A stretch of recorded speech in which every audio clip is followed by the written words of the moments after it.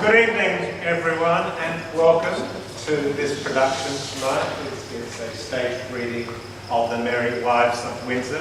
Very exciting. It's not a play that a lot of people have seen, so it's going to be quite a lot of fun.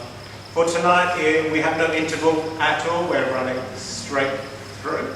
But if you do require toilets, they're off to the side there. There's upstairs as well. This place has been designed by, I'm assuming, men, so I guess you can work out where the toilets are upstairs compared to downstairs. Anything else I need to say before we go on? That is literally it. Please absolutely enjoy the show. We'll get a little flyer and have a look at all the other stage readings that are happening through the year, and I'm sure there'll be updates for what's happening next as well. Very exciting. And thank you for coming out tonight. But let's enjoy the show.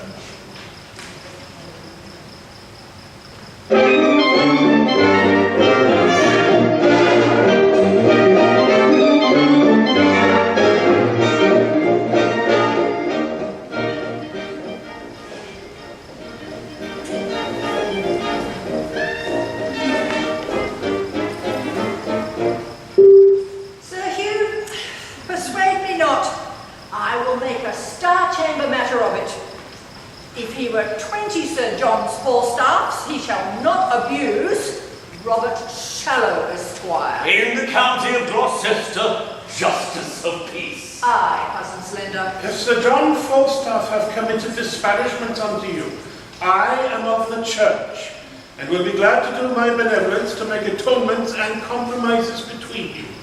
The council shall hear it. It is a riot. It is not meet the council hear a riot. There is no fear of God in a riot. Ha! On my life, if I were young again, the sword should end it. It is better that friends is the sword and end it. And there is another device in my brain, which peradventure brings good discretions with it. There is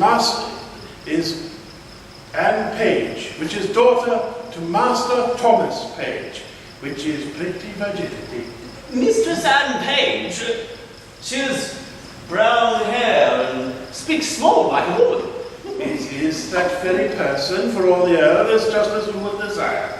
And 700 pounds of monies, and gold, and silver, is her grandsire upon his deathbed, God's delivered to a joyful resurrection, give, which she is able to overtake 17 years old. It were a good motion if we leave our pribbles and prabbles and desire a marriage between Master Abraham Slender and Mistress Anne Page. Did her grandsire leave her 700 pounds? Aye, and her father has made her a pretty penny. I know the young gentlewoman. She has good gifts. 700 pounds and possibilities is good gifts. Well, let us see, honest Master Page. Is Falstaff there? The knight Sir John is there, and I beseech you be ruled well by your well-willers. I will beat the door for Master Page. What ho? God bless your house here. Who's there? Here is God's blessing, and your friend, and Justice Shallow, and young Master Slender. I'm glad to see your worships well. Master Page, I am glad to see you. Is Sir John Falstaff here? Sir, he is within. He hath wronged me, Master Page. Sir, he doth in some sort confess it. If it be confessed, it is not redressed. Is not that so, Master Page? He hath wronged me. Indeed he hath. At a word, he hath. Believe me. Robert Shallow, Esquire, saith he is wronged. Ah, but here comes Sir John. Now, Master Shallow, you complain of me to the king? Knight, you have beaten my men, killed my deer, and broke open my lodge. But not kissed your keeper's daughter. Utter him. This shall be answered. I will answer it straight. I have done all this. There, it is answered. The council shall know this. 'Twere better if it were known in council. You'll be laughed at. Slender, I broke your head. What matter have you against me? Well, marry, sir, I have matter in my head against you and your coney-catching rascals, Bardolph, Nim, and Pistol. Oh, you. Fair word, please. How now, Mephistopheles? It's no matter. Slice! I say slice, that is my humour. We're simple, my man. Can you tell? Please, I pray you. I will make a brief of it in my notebook, and we will afterwards work upon the clause with as great discreetly as we can. Pistol! He hears with ears. Devil in his town, what phrase is this he hears with ear?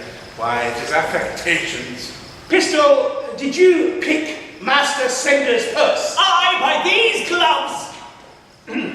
He did, or I might never come in my own great chamber again else. Of 7 groats in mill sixpences and 2 Edward shovel boards that cost me 2 shillings and 2 pence apiece of Yen Miller by these gloves. Is this true, Pistol? No, it is false if it is a big purse. Thou mountain foreigner. Sir John and Mastermind, I combat challenge of this Leighton bill. Word of denial, my lad was there. Word of denial, froth and scum, thou liest! And by these gloves, then, 'twas he. Be advised, sir.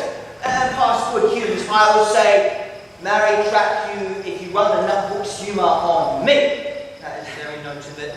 Well, by this axe, then, he is a red face, did it say?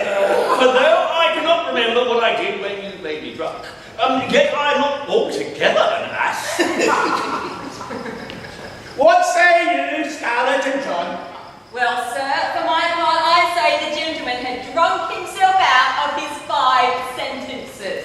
It is his 5 senses.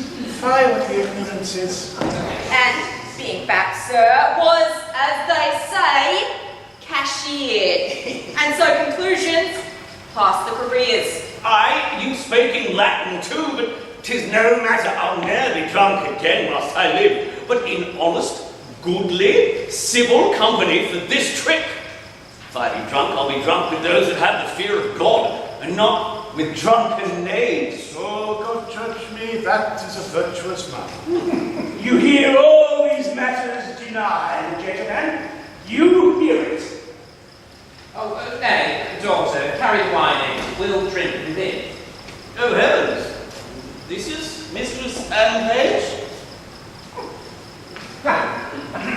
How now, Mistress Ford? Mistress Ford, by my troth, you are very well met. By your leave, good mistress.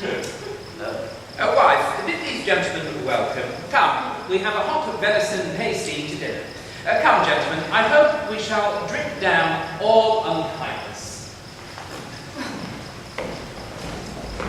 Rather than 40 shillings, I had my book of songs and sonnets here.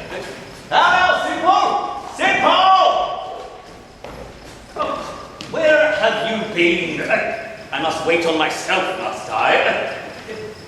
You've not a book of riddles about you, have you? A book of riddles? Oh, why did you not lend it to Alice Shortcake upon Alhalamas last fortnight for Michaelmas? Come, cuz, we stay for you. A word with you, cuz. Marry this, cuz. There is at twere a tender, a kind of tender, made far off by Sir Hugh here. Do you understand me? I, sir? You shall find me reasonable. If it be so, I shall do that which is reason. Nay, but understand me. So I do, sir. Give ear to his motions, Master Slender. I will description the matter to you, if you be capacity of it. Nay. I will do as my cousin Shallow says. I pray you pardon me. He's a justice of peace in his country. Simple though I stand here. But that is not the question. The question is concerning your marriage. Aye, there's the point, sir. Marry, it is the very point of it to Mistress Anne Page. Oh, if it be so, I will marry her upon any reasonable demands. But can you affection the woman? Cousin Abraham Slender, can you love her? I hope so, sir. I will do it, shall become one that would do reason. Nay, God's lords and ladies. Will you upon good dowry marry her? Oh, I will marry her, sir, at your request. But if there be no great love in the beginning, yet heaven may decrease it upon better acquaintance, when we are married and have more occasion to know one another. I hope upon familiarity will grow more contempt. But if you say marry her, I will marry her. That I am freely dissolved and dissolutely. It is a very discretion answer, save the fall as the earth dissolutely. The earth is, according to our meaning, resolute. His meaning is good. Aye, I think my cousin meant well. Aye, or else I might be hanged. Here comes fair Mistress Anne. Oh, would I were young for your sake, Mistress Anne. The dinner is on the table. My father desires your worship's company. I will wait on him, fair Mistress Anne. God's blessed will, I will not be absent at the grace.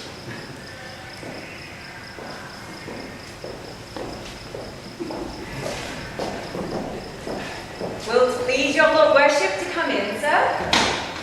No, I thank you, forsooth, heartily. I am very well. The dinner attends you, sir. Oh, I'm not hungry. I thank you, forsooth. I may not go in without your worship. They will not sit till you come. In fact, I'll eat nothing. I thank you as much as though I taste. I pray you, sir, walk in. I'd rather walk here, I thank you. I bruised my shin the other day playing sword and dagger with the master of fence. Come, gentle Master Slender, come, we stay for you. I'll eat nothing, I thank you, sir. My pocket pie, you shall not choose, sir. Come, come. Nay, pray you lead the way. Come on, sir. Mistress Anne, you shall go first. Not I, sir. Pray you keep on. Truly, I will not go first, truly. I would not do you that wrong. I pray you, sir.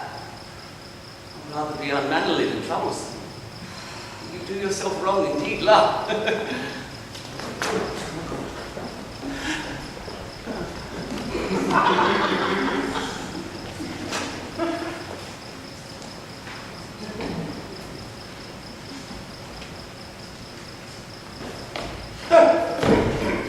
Go your ways and ask for Dr. Kaya's house, which is the way. And there dwells one Mistress Quickly, which is the manner of his nurse, or his dry nurse, or his cook, or his laundry, his washer, and his wringer. Well, sir. Nay, it is better yet, give her this letter, for it is a woman that altogether's acquaintance with Mistress Anne Page, and the letter is to desire and require her to solicit your master's desires to Mistress Anne Page. Pray you be gone. I will make an end of my dinner. There's pippins and cheese to come.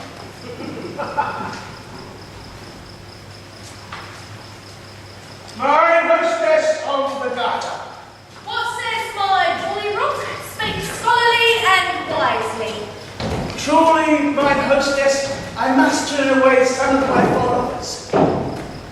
Put a scoutfully, Hercules. Cashier. Let them wag. You know, come. I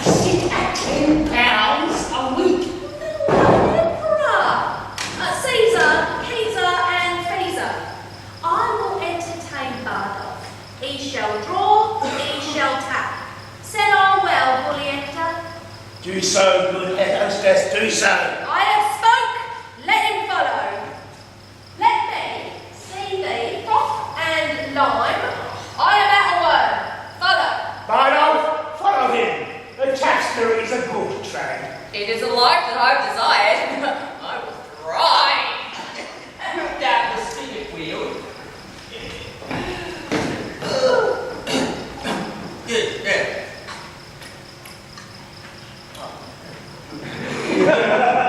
He was not an in-drink, he is not the most humour conceited.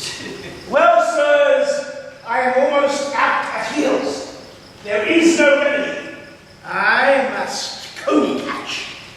I must shift. Oh, young ravens must have food. Which of you know Ford of this town? Oh, I ken the white. He is of substance good. My own slags, I will tell you what I am about. 2 yards of war. No quips now. Pistol. Indeed, I am about the waist, 2 yards about. But I am about no waist. I am about thrift.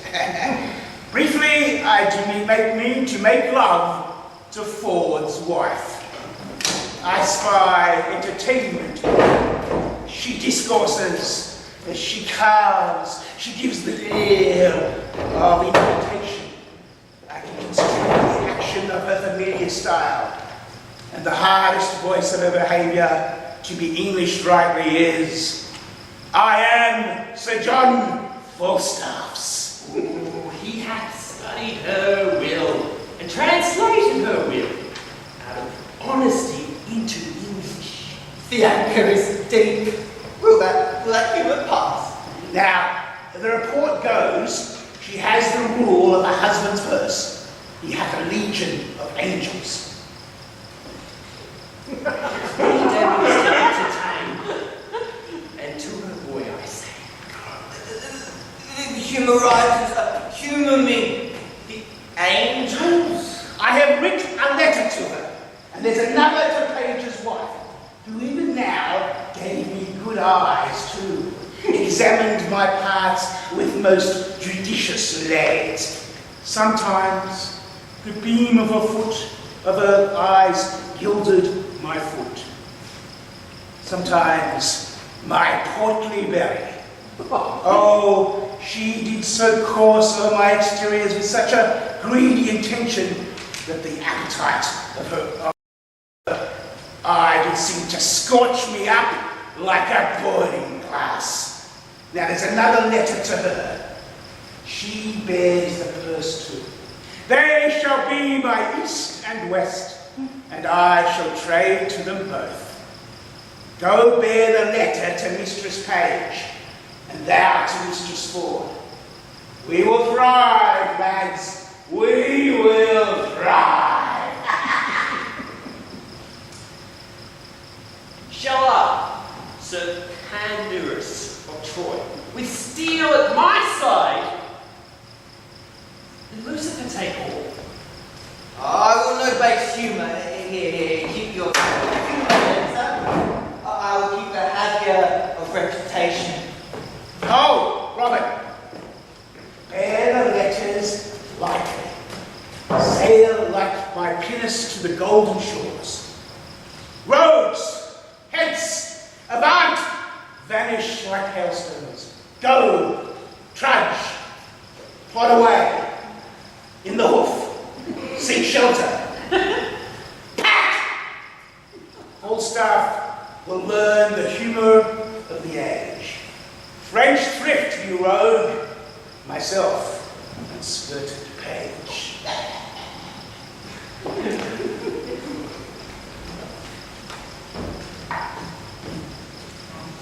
Let vultures gripe thy guts, for gored and full of holes.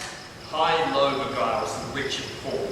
I have operations which make the humans of revenge.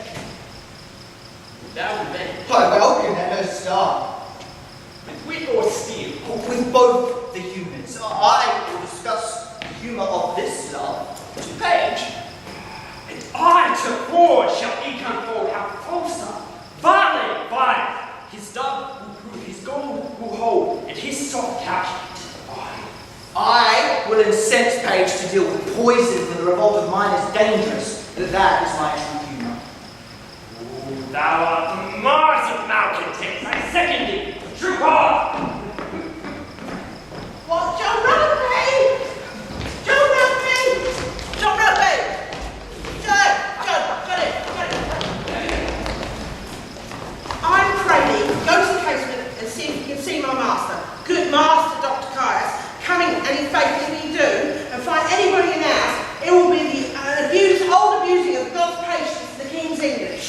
I'll go watch. Come on, and we'll have a posset down tonight for a big faith. Oh, an honest, willing, kind fellow, as ever servant shall come in our school. And I warrant you, no telltale, no bread faith.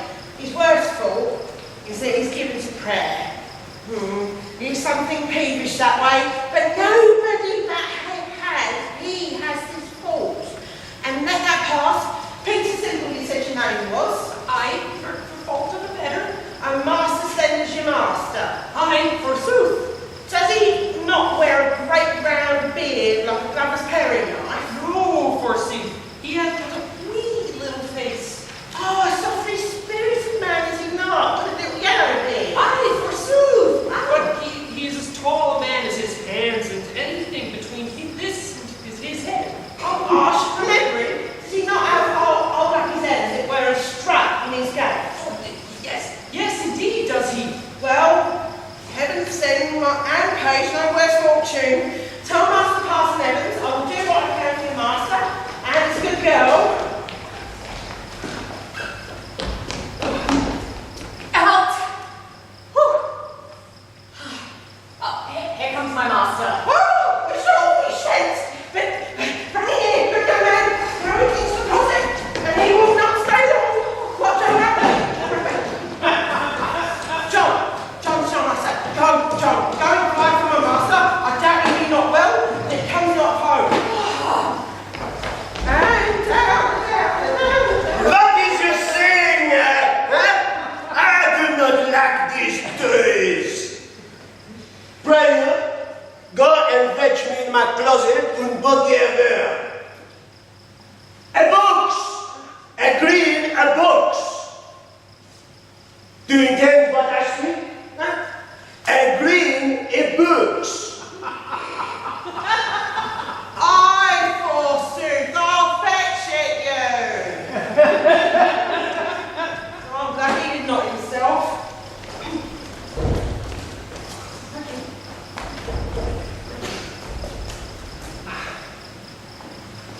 Is that it, sir? Oui, a man on mon pocket. Dépêche, quickly. Where is that knife, Rocky? What's the rabbit time?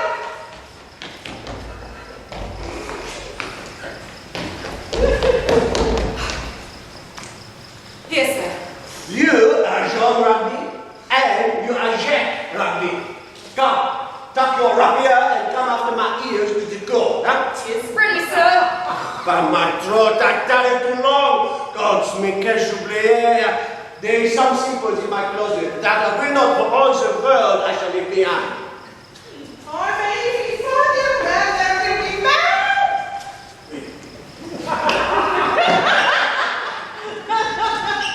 Oh, diable! What is in my closet?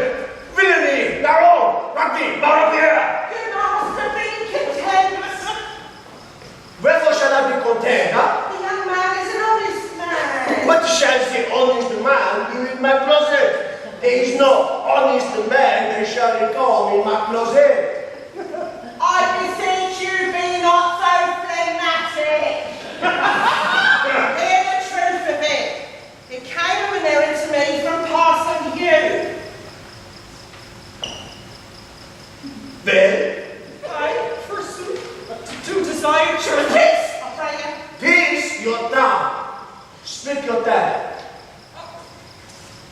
To desire this honest gentlewoman, your maid, to speak a good word to mistress and page, for my master in the way of marriage. That is so indeed, love. But I'll never put my finger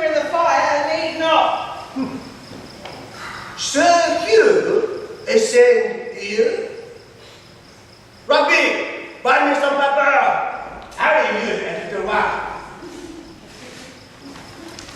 I'm glad he was so quiet. If he had been very rude, you should have heard him so loud, so melancholy. All right, dear. Yeah. But notwithstanding that, I'll do you your master good what good I can. And the very young and notice, the French doctor, my master, I may call him my master, look you, for I'll keep his house and I'll wash, I'll ring, I'll brew, I'll bake, I'll scour, dress, speak and drink, make the beds and do all myself. My master himself is in love with Mistress Anne Page. And notwithstanding that, I know Anne's mind. There's neither here nor there. You, Jacques, you give this letter to Sir Hugh. But it is a challenge. I will cut his throat in the back. I will teach the scurvy Jacques priest to meddle or mank. You meddle dog. It is not good you tarry here. By God, I will cut all his stones. By God, he shall not have a stone to throw at his dog. Alas, he speaks for his friend. It is no matter of that. Huh? Do not you tell me that I shall have empêche for myself? By God, I will kill the Jacques priest. And I have appointed my hostess de jatire to measure our weapon. By God, I will myself have empêche. Sir, the maid loves you, and all shall be well. We must give folks leave to praise. Rabbi, come to the court with me. By God, if I have not empêche, I shall turn your head out of my door. Follow my ears, Rabbi. You shut up, Anne. Said in the road.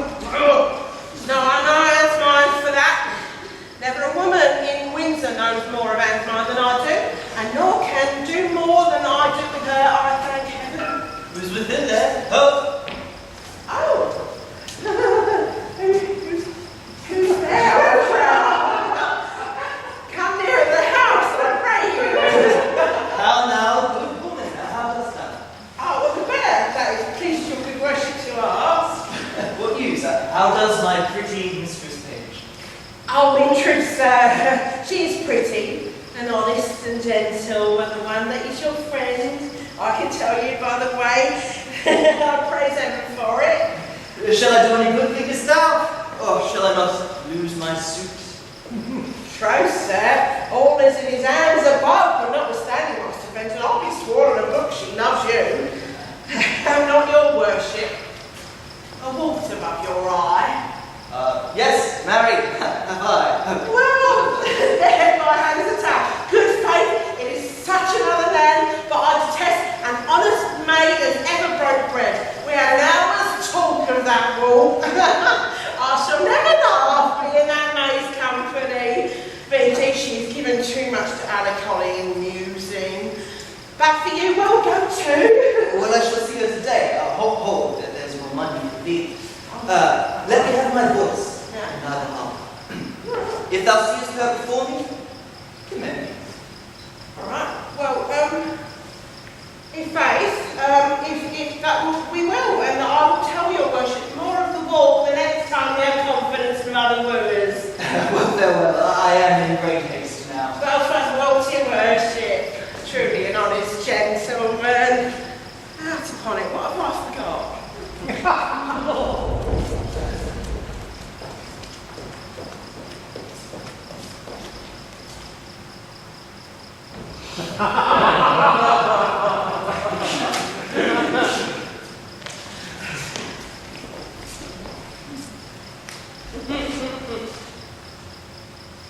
What, my sake love letters in the holiday time of my beauty, and I have a subject for them.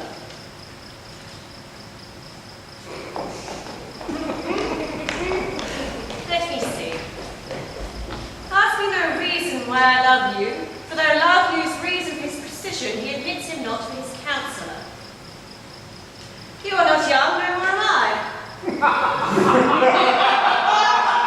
Go to then, there's sympathy. You are married, so am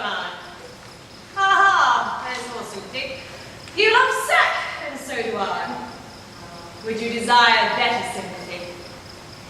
Let it suffice thee, Mistress Page, at the least, if the love of soldier can suffice, that I love thee.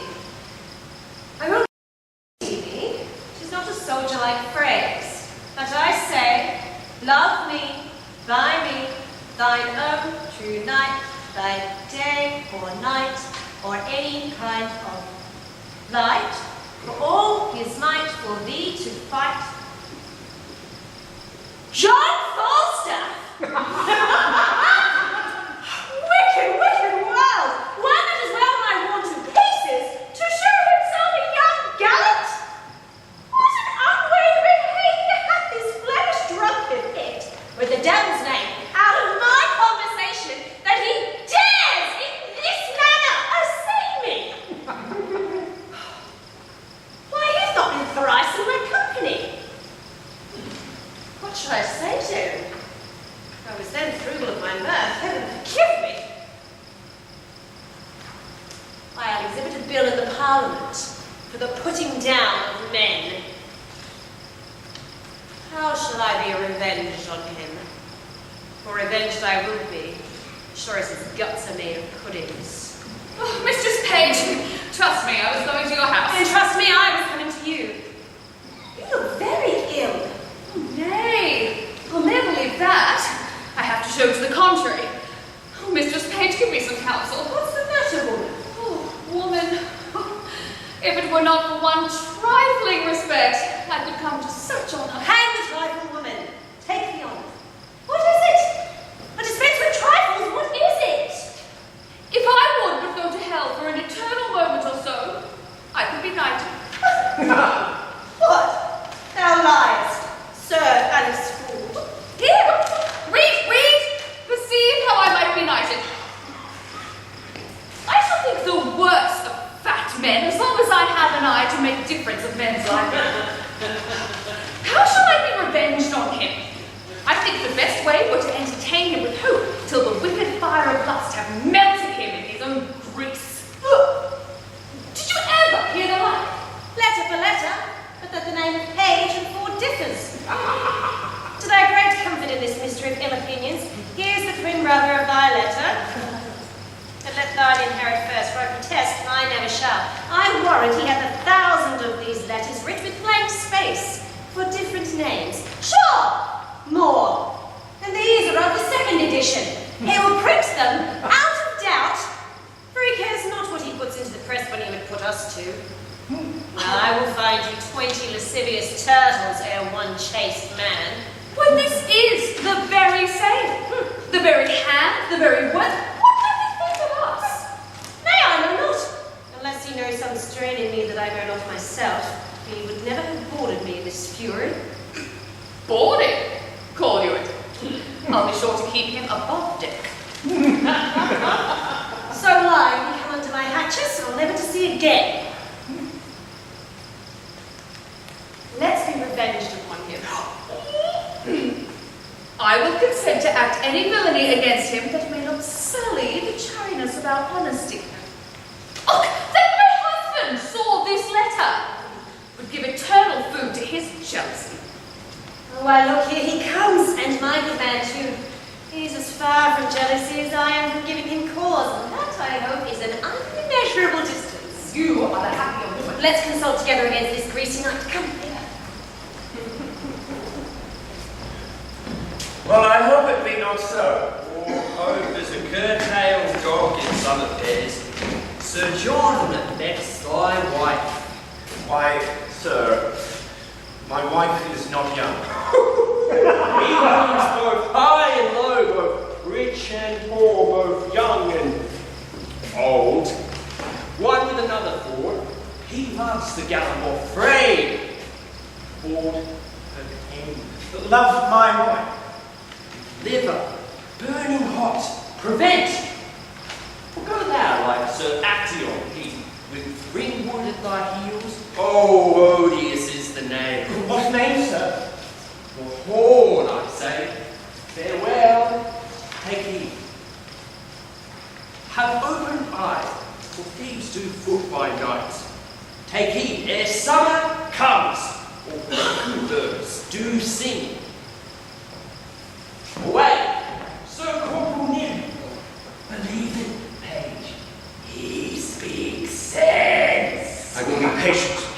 I will find out this. And this is true. I like not the humour of lying. He hath wronged me in some humours. I should have borne the humoured letter to her, but I have a sword, and shall bite upon my necessity. He loves your wife. There's the short and the long. My name is Corporal Nim. I speak and I vouch. 'Tis true. My name is Nim. Falstaff loves your wife. Adieu. I care not for the humour of bread and cheese. Adieu. The humour of it, quoth he. Here's a fellow frights English and with wits. I will seek out Falstaff. I've never heard such a drawling, affecting rogue. If I do find it, well, I will not believe it. 'twas a sensible good fellow. How now, Meg? Whither go you, George? Hark you. How now, speak frank? Why art thou melancholy? I, melancholy. I am not melancholy. Get you home, go. Faith, thou hast some crotchets in thy head now. Will you go, Mistress Page? Have with you. You'll come to dinner, George? Look who comes yonder. She shall be our messenger to this paltry night. Oh, trust me, I thought on her, she'll fit it. You have come to see my daughter Anne? I wonder for Sophie, and I'll pray out, how does good Mistress Anne? Go in with us and see. We have an hour's talk with you. How now, Master Ford? You heard what this knave told me, did you not? Yes, and you heard what the other told me. Do you think there is any truth in it? Hang the slaves. I do not think the knight would offer it. But these that accuse in his intent towards our wives are a yoke of his discarded men, very rogues. Now they be out of service. Were they? Married, were they? I get never the better for that. Does he like the garter? Aye, marry, does he? If he should intend this voyage towards my wife, I would turn her loose on him. And what he gets out of her more than sharp words, let it lie on my head. I do not misdoubt my wife, but I would be loath to turn them together. A man may be too confident. Look, where my ranting hostess of the garter comes. There is either liquor in her pate or money in her purse when she looks so merrily. How now, mine hostess? Oh, how now, Bullyrook? I follow, mine hostess, I follow. Good even and 20, good Master Page.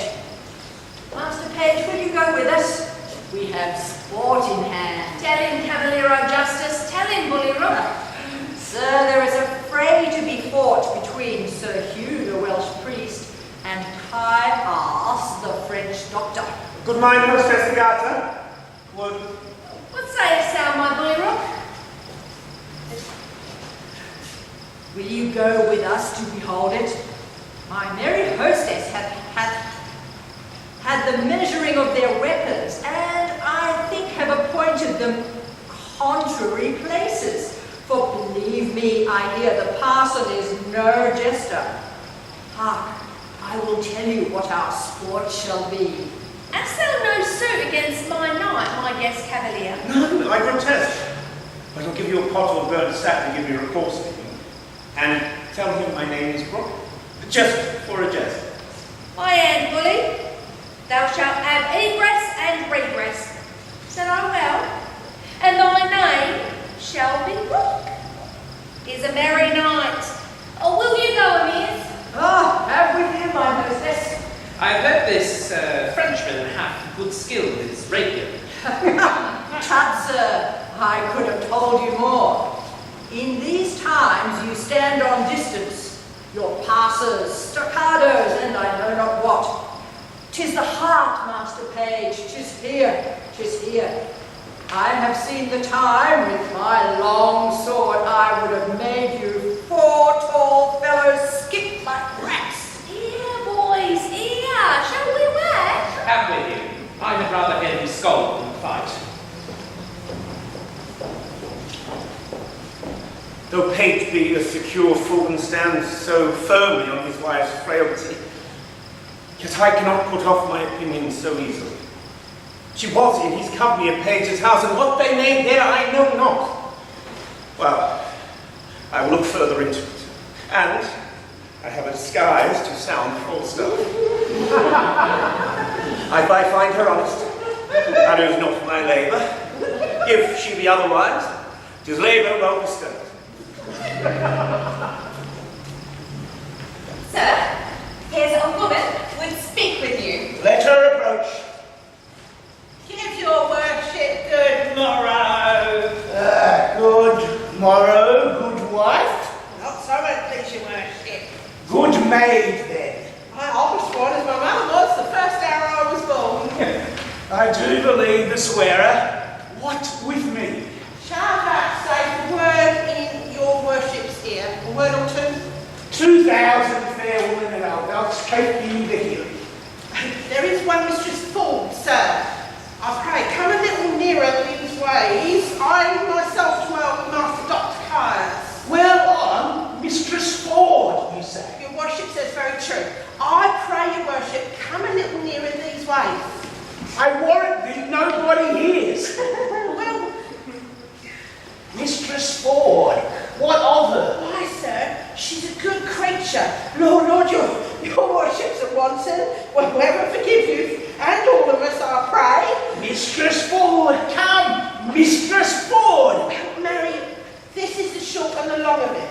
You've brought her into such a canaries as 'tis wonderful. The best courtier of them all, when the court lay at Windsor, could never have brought her to such a canary. Yet there have been knights and lords and gentlemen with their coaches, I warrant you, coach after coach, letter after letter, gift after gift, smelling so sweetly, all musk and so rustling. I warrant you, in silk and gold, and in such elegant terms, and in such wine and sugar of the best of the fairest, that would have won any woman's heart. And I warrant you, they could never get an eye wink of her. They could never get us to so much as sip on a cup with the proudest of them all. And yet there have been earls, nay, which is more, pensioners, that I wouldn't wrong with her. But what says she to me? Be brief, my good she Mercury. Well, Mary, she hath received your letter, for the which she thanks you 1,000 times, and she gives you to notify that her husband will be absent from his house between 10 and 11. 10 and 11? Hi, forsooth. Then you may come and see the picture. She says that you what of? Master Ford, her husband, will be from home, and as the sweet woman leads an ill life with him, oh, he's a very jealousy man.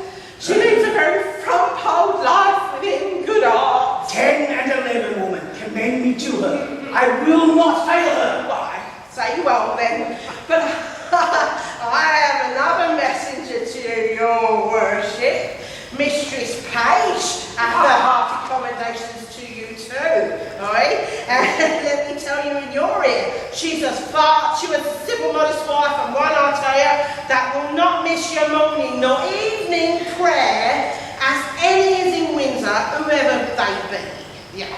And she bade me tell your worship, their husband is seldom from home, but she hopes there will come a time. I never knew a woman so dote upon a man. Surely I think she hath charms lie, yes, in truth. Not I assure thee. Setting the attraction of my good parts aside, I have no other charms. Oh, blessings on your arm for it. But I pray thee, tell me this. Has Ford's wife and Page's wife acquainted each other how they both love me? That were a jest indeed. They have not so little grace, I hope. That were the trick indeed. But Mistress Page would desire you to send her your little page of all loves. Her husband has a marvellous affection for this little page. He may come and go between you, that both you may know one another's minds. Fare thee well. Commend me to them both. There's my purse. Oh, don't know. I am yet thy debtor. Boy, go along with this woman. This news distracts me. Sayest thou so, old Jack? go thy ways. I'll make more of thy old body than I have done. Will they yet look after thee? Wilt thou, after the expense of so much money, be thou a gainer? Good body, I thank thee. Let them say 'tis grossly done, so it be fairly done, no matter. Sir John, there's one Master Brook below would fain speak with you and be acquainted with you, and hath sent your worship a morning's draft of sack. Whoa, Brook is his name? Why, sir? Call him in. Such brooks are welcome, who bring such overflows of liquor. Oi! God bless you, sir. And you, sir, would you speak with me? I make a bold to press with a little preparation upon you. You're welcome. What's your will? Give us leave, Dora. Here, I am a gentleman that has spent much. My name is Brooke. Ah, good Master Brook. I desire more acquaintance with you. Good Sir John, I sue for yours. I have a bag of money here troubles me. If you will help to bear it, Sir John, take all or half for easing me off the carriage. Sir, I know not how I may deserve to be your poor. I will tell you, Sir John, if you will give me the ear. Speak with Master Brook. I shall be glad to be your servant. There is a gentlewoman in this town. Her husband's name is Ford. Well, sir, I have long loved her, and I protest to you bestowed much on her. Not only brought many presents to give her, but have given hardly too many to know what she should have given. Briefly, I have pursued her as thou hast pursued me, which has been on the wing of all occasions. But whatsoever I have merited, either in my mind or in my means, I am sure I have received none. Unless experience be adjoins that I have purchased at an infinite rate. And that has taught me to say this. Love, like a shadow, flies when substance love pursues. Pursuing that flies, and flying what pursues. have you received no promise of satisfaction at her hands? Yes. Have you importuned her to such purpose? No. To what purpose have you unfolded this to me? When I have told you that, I have told you all. Some say that though she appear honest to me, yet in other places she enlarges her mirth so far that there is a shrewd construction made of her. Now, Sir John, here is the heart of my purpose. You are a gentleman of excellent breeds, admirable discourses, of great admittance, authentic in your place and person. Oh, sir. Please it, for you know it. There is money. Spend it. Spend more, spend all I have. Only give me so much of your time in exchange of it is to lay an amiable siege to the honesty of this Ford's wife. Use your art wooing. Win her to consent to you. If any man may, you may as soon as any. Would it apply well to the vehemency of your affection? That I should win what you would enjoy? Understands my drift. She dwells so securely on the excellency of her honors that the folly of my soul dares not present itself. She is too bright to be looked against. Now, could I come to her with any detection in my hand? My desires had instance and argument to commend themselves. What say you to it, Sir John? Master Brook, I will first make bold with your money. Next, give me your hand. As I am a gentleman, you shall, if you will, enjoy Ford's wife. Oh, good, sir. I say you shall. Want no money, Sir John, you shall want none. Want no Mistress Ford, Master Brook, you shall want none. I shall be with her, I may tell you, by her own appointment, even as you came into me, her assistants or go-between parted from me. I say, I shall be with her between 10 and 11, for at that time the jealous, rascalish neighbour husband will be forth. Come to me at that time at night. You shall know how I speak. Do you know Ford, sir? I know him not. They say that the jealous wittering knave hath masses of money for that which his wife seems to be well favoured. I will use her as the key of the cuckoldly rye roast. Oh, I would you knew Ford, sir. You might avoid him if you saw him. Hang him, mechanical salt butter rogue. I shall scare him out of his wits. I shall awe him with my cudgel.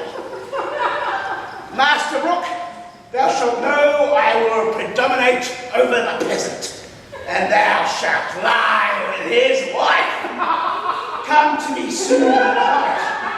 Ford's a knave, and I will aggravate his style. Thou, Master Rook, shalt know him for a knave and a cuckold. Come to me soon at night.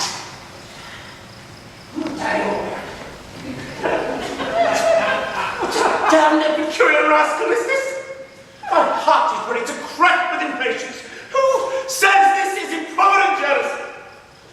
My wife had said to him, the hour is fixed, the match is made. Would any man have thought this? See the help of having a false woman? My bed shall be abused, my coffers ransacked, my reputation known and I shall not only receive this villainous wrong, but stand under the adoption of a abominable tone by him that does me this wrong. Cuckold. Which home? Cuckold. The devil himself had not such a name. Oh. Page is an ass. A secure ass. He will trust his wife. He will not be jealous. I will rather trust the Fleming with my butter, Parson Hugh the Welshman with my cheese, an Irishman with my aquavitae bottle, than my wife with herself. Plots, she ruminates and she devises, and what they think in their hearts they may affect. They will break their hearts, they will affect. Oh, God be praised for my jealousy. 11 o'clock the hour. I will prevent this. Detect my wife, be revenged on Falstaff, and laugh at Page. I will about it. Better 3 hours too soon than a minute too late. Fie. Cuckold. Cuckolds. Cuckolds! Jacques Labbé!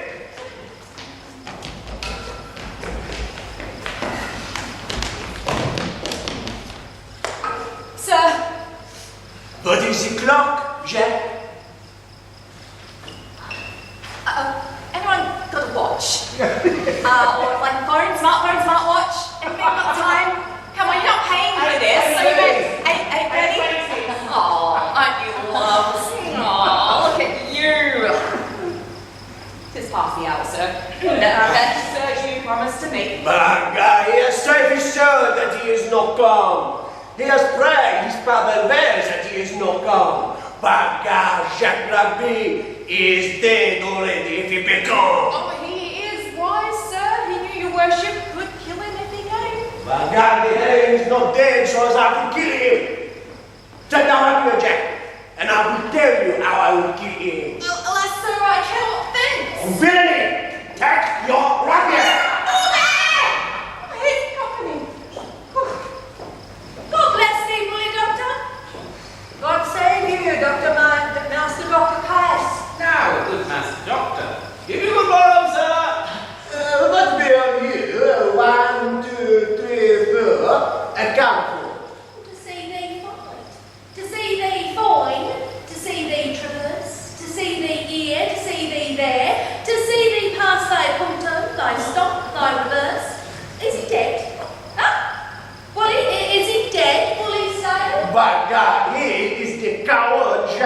of the world. Not show his face. Thou art a Castilian king, you're an elector of Greece, my boy. Pray, bear witness that me have stayed 6 or 7 to 3 hours for him, and he is not gone. He is the wiser man, Master Doctor. He is a curer of souls, and you a curer of bodies. If you should fight, you go against the hair of your professions. Is it not true, Master Page? Master Shallow, you have yourself been a great fighter, though now man of peace. Bodykins, Master Page. Though now I be old and of the peace, if I see a sword out, my finger itches to make one. Though we are justices and doctors and churchmen, Master Page, we have some salt of our youth in us. We are the sons of women, Master Page. It's true, Master Shallow. Pardon, guest justice. A word, Monsieur Mockwater. Knockwater? What is that? Oh, Mockwater in our English tongue is, fella, Polly. Oh, by God, then I have as much knockwater as the Englishman. Scurvy jackdaw priest, by God, I will cut his ears. Oh, he will clap a claw thee tightly, Polly. Clap at the claw. What is this? Oh, that is, he will, make amends. By God, I will do look, he shall clap at the claw me, for by God, I will have it. And I will provoke him to it or let him wag. Thank you for that. And moreover, Polly. But first, Master Guest and Master Page and Cavaliero Slender, go you through the town to Frogmore. Sir Hugh is there, is he? He is there. See what humour he is in, and I will bring the doctor about by the fields. Will it do well? We will do it. Adieu, good Master Doctor. By God, I will kill the priest, for he speak for a jackanap to ambush. Let him die. Sheathe thy impatience, throw cold water on thy collar. Go about the fields with me through Frogmore. I will bring thee where Mistress Anne Page is, at a farmhouse, a feasting, and thou shalt woo her. Cry again, said I well. By God, I thank you for that. By God, I love you. Mwah, mwah. And that I shall procure you the good guest, huh? The earls, the knights, the lords, the gentlemen, my passions. For the which I will be thy adversary toward Anne Page, said I well. My God, this good, well said. Let us wag then. Come at my ears, Rabbi.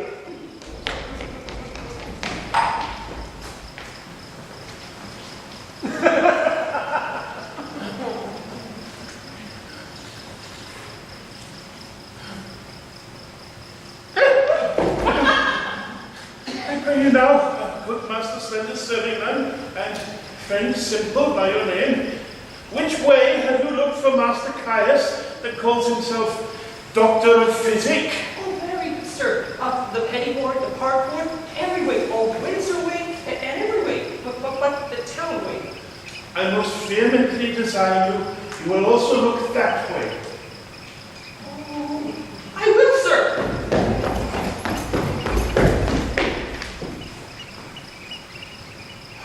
Bless my soul. How full of coldness I am, and trembling of mind. I shall be glad if he have deceived me. How melancholy I am. I will knock his urinals about his nails costed when I have good opportunities for the work. Ah! Bless my soul.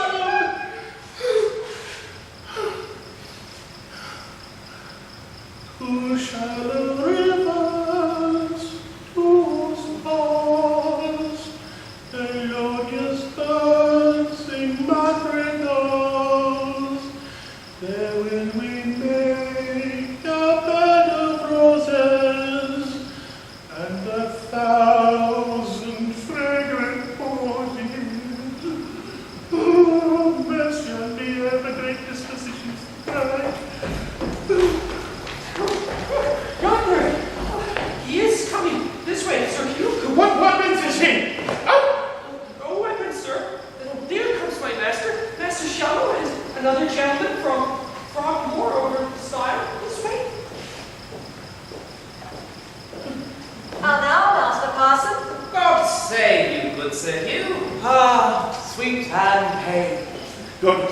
from his mercy's sake, all of you. What? The sword and the word? Do you study them both, Master Parson? And youthful still in your doublet and hose? There is reasons and causes for it. We have come to do you a good office, Master Parson. Very well, what is it? Yonder is a most reverend gentleman who, belike having received wrong by some person, is at most odds with his own gravity and patience that ever you saw. I have lived 80 years and upward. I never heard a man of his place, gravity, and learning so wide of his own respect. What is he? I think you know him, Master Dr. Caius, the renowned French physician. God's will and his passion in my heart. I had as lief you would tell me of a mess of porridge. Why? He is a knave, a cowardly knave, as you would desire to be acquainted with all. Ah! I warrant you, he's the man who should fight with him. It appears so by his weapons. Keep them asunder. Here comes Dr. Caius. Nay, good, Master Parson, keep in your weapon. So do you, good Master Doctor. Oh, disarm them. Let them keep their limbs on and act our English. I pray you, let me speak a word in your ear. Therefore will you not meet me? Pray you, use your patience. In good time. Baka, you are the coward, the jackdaw, Jean, huh? Pray you, let us not be laughing stocks to other men's humours. By Jesu, I will knock your urinal about your name's coxcomb. Jacques Labie, my prestigiateur, have I not stand for him to kill him? Have I not at the press and to the point? As I am a Christian soul, now look you, this is the place appointed. I'll be judgment by my hostess of the Garter. Peace, I say. Gaulia and Gaul, French and Welsh, soul cura and body cura. That is very good, Your Excellency. Peace, I say. Hear mine hostess of the Garter. Am I politic? Am I subtle? Am I a Machiavel? Shall I lose my doctor? No, he gives me the potions and the motions. Shall I lose my parson, my priest, my Zeru? No, he gives me the proverbs and the no-verbs. Give me thy hand, terrestrial son. Give me thy hand, celestial son. Boys of art, I have deceived you both. I have directed you to the wrong places. Your hearts are mighty, your skins are rolled, and let Bert's sack be the issue. Come, lay their swords to hold, and follow, me lads. Lads of peace, follow, follow, follow. Our foregone, our mad hostess. Follow, gentlemen, follow. Oh, sweet hand page.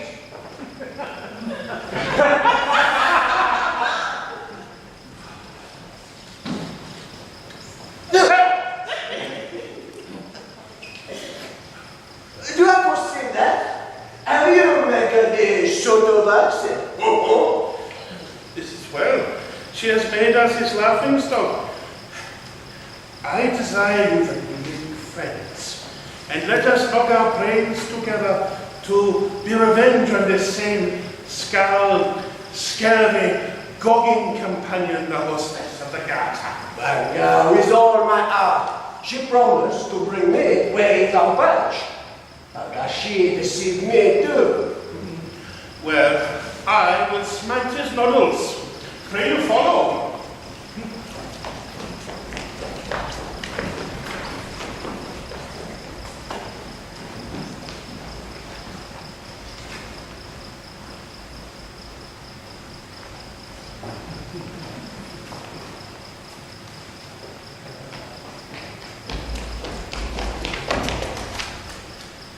Nay, keep your way, little gallant. You were once to be a follower, but now you are a leader. Where had you rather lead mine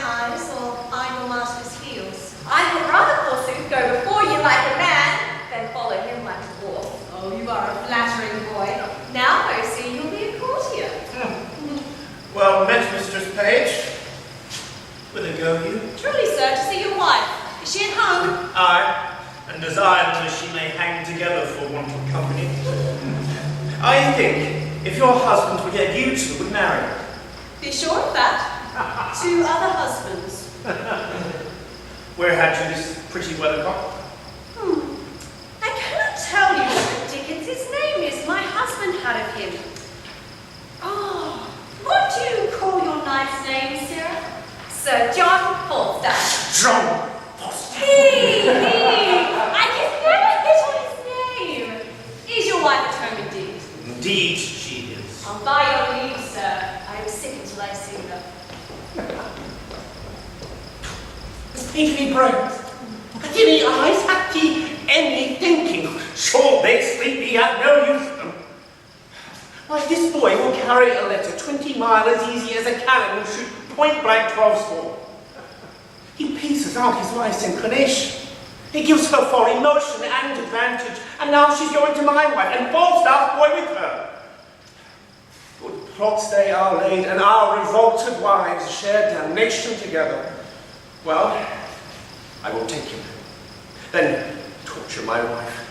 Pluck the borrowed veil of modesty from the so seeming Mistress Page. Divulge Page himself for a secure and willful action, and to these violent proceedings all my neighbours shall cry, aim. The clock gives me my cue, and my assurance bids me search. There I shall find Falstaff.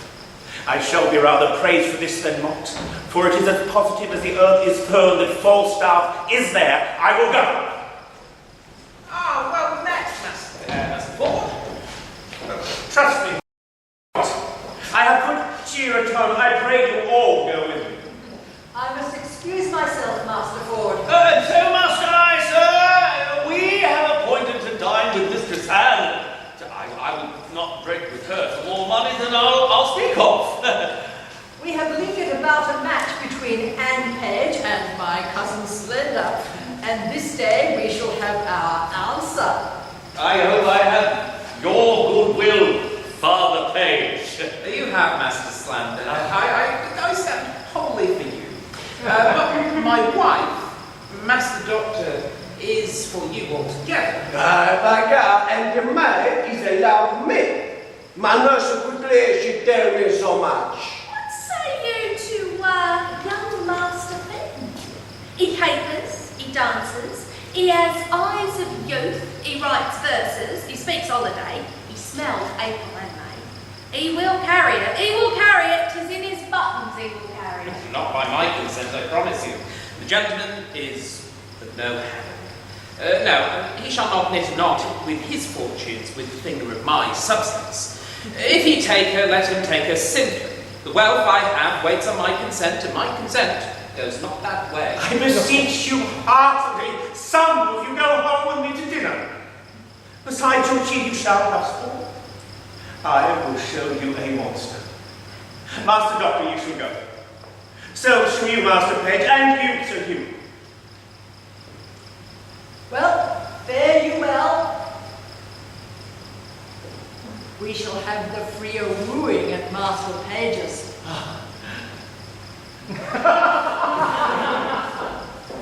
Go on, John Rugby.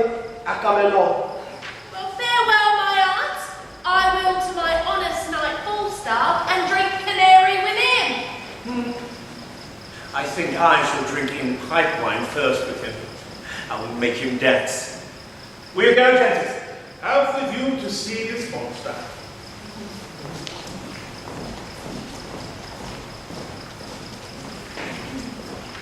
What, John? What, Robert? Quickly! Is the laundry ready? I warrant. What, Robert, I say? Come. Here, set it down. Give your men in charge. We must be brief. Mary, as I told you before, John and Robert, be ready here hard by in the brew house, and when I suddenly call you, come forth, and without any pause or staggering, take this laundry on your shoulders. That done, charge with it in all haste, and carry it among the whistlers and datchet meat, and then empty it in the close by the Thames. You will do it? I have told them over and over, they lack no direction. Be gone and come back when you are called. Here comes little Robin. Oh, now my eyes musket. What news have you? My master, Sir John, is coming at your back door, Mistress Ford, and requests your company. You little jackal, you've been true to us. I'll be sworn. My master knows not of your being here. Oh, thou art a good boy. This secrecy of thine shall be a tailor to thee and shall make a new doublet and hose. I'll go hide me. Oh, do so. Go tell my master I am alone. Mistress Page, remember you your cue? I warrant thee, if I do not act it, hiss things. Go to then. We'll use this unwholesome humidity, this gross watery pumpkin. We'll teach him to know turtles from jays. Have I caught thee, my heavenly jewel? Why now, let me die, for I have lived long enough. This is the period of my ambition. Oh, this blessed hour. Oh, sweet Sir John. Oh, Mistress Ford, I cannot prate. Now shall I sing my wish. I would thy husband were dead. Oh, I'll speak it for the best lords. I would make thee my lady. I, your lady, Sir John. Alas, I should be a pitiful lady. Oh, let the court of France show me such another. I see how thine eye would emulate a diamond.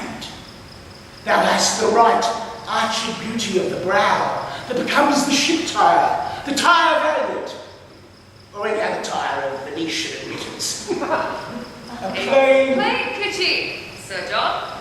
My brows become nothing else, nor that well neither. Oh, thou art a tyrant to say so. Thou wouldst make an absolute courtier, and the firm fixture of thy foot would give an excellent motion to thy gait in a semicircle farthingale. I see what thou wert. Come, thou canst hide it. Believe me, there's no such thing in me. Oh, what made me love thee? There's something extraordinary in thee. Come, I cannot clog and say thou art this and that, like a many of these lisping hawthorn buds that come like women in men's apparel. I cannot. But I love thee. None but thee. Thou deservest it. Do not betray me, sir. I fear you love Mistress Page. Ah, Mistress Page! Thou might as well say I love to walk by the counter gate, which is as hateful to me as the reek of a lime kiln. Well, heaven knows how I love you, and you shall one day find it. Keep that in mind. I'll deserve it. Mistress Ford, here's Mistress Page at the door, sweating and blowing and looking wildly, and would need speak with you presently. She cannot see me. I'll ensconce me behind the arras. Oh, pray do so. She's a very tattling woman.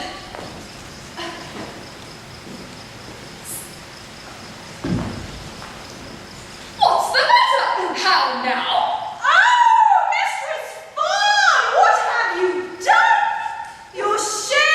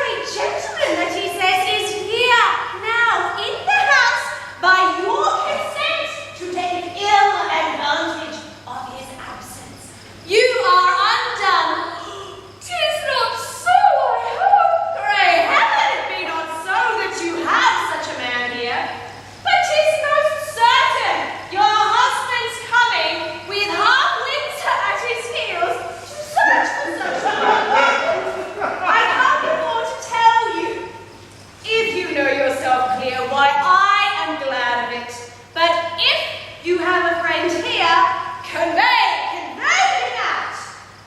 Be not amazed. Call all your senses to you.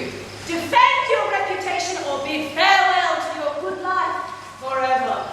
What shall I do? There is a gentleman, my dear friend, and I fear not mine own shame so much as his peril. I had rather than £1,000 he were out of the house. For shame! Never stand. You had rather your husband's here in hand. Bethink you of some conveyance? In the house you cannot hide him. Oh, how you have deceived me! Look, here is the laundry. If he be of any reasonable stature, he may creep in here and throw foul linen upon him. Send him by your 2 men to Datchet Mead. Oh, he's too big to go in there. What shall I do? Let me see it. Let me see it. Let me see it. Ali, follow your friend's counsel. Ali. What? Sir John Falstaff? Are these your letters, knight? I love thee. Let me creep in there, please. Help to cover your master, boy. Call your maid mistress forward, you dissembling knight. What, John? Robert! John! Go, take off this laundry quickly. Carry them to the laundress in Datchet Mead. Quickly, come!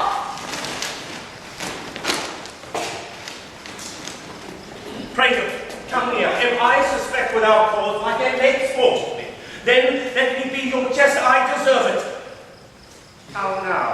For the famous to the laundry forsooth.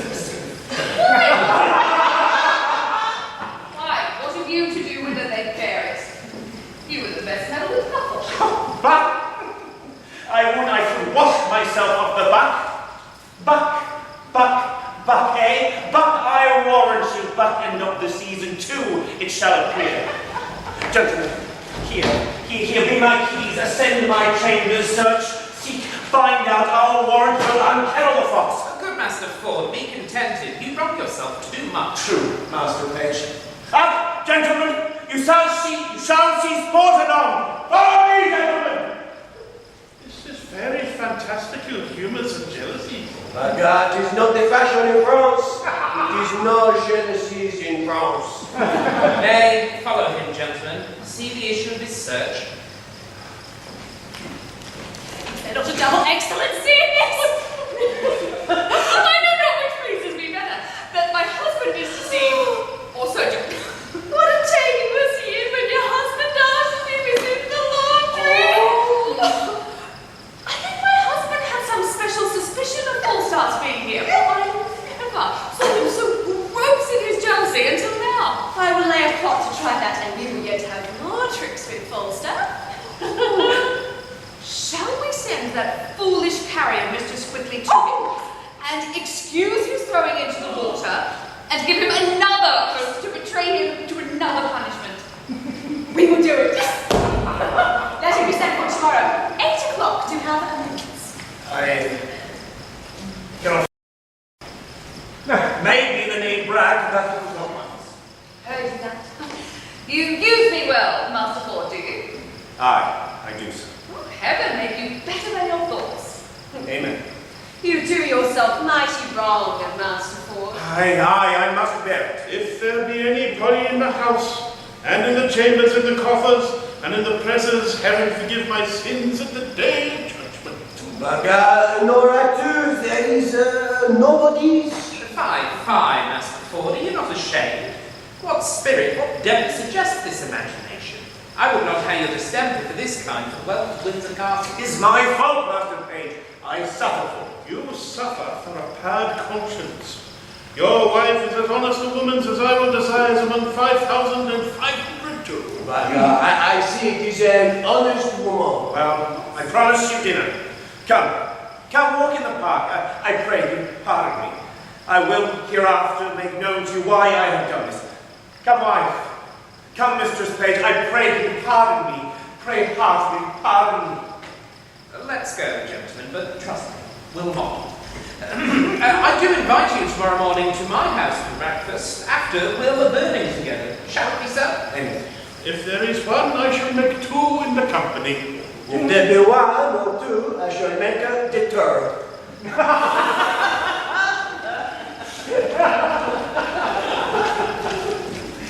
Barrow, I say! Yes, sir? Go fetch me a quart of sack and put a toast in it.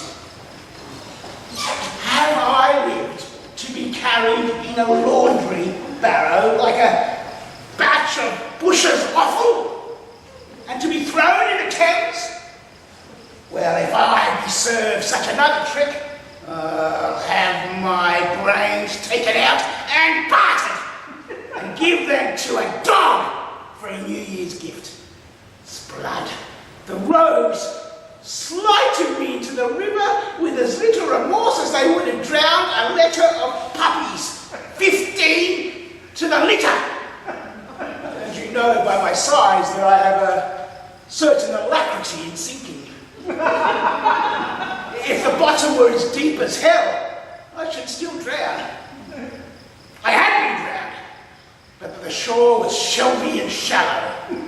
The death that I had bore, for the water swells a man. And what a thing I would have been if I'd been swelled! Has Mistress quickly, sir, to speak with you? Come, let me pour in some sack to the Thames water, for my belly's as cold as if I had swallowed snowballs for pills to cool the rains. Corey! Come in, woman! By your leave, I cry your mercy.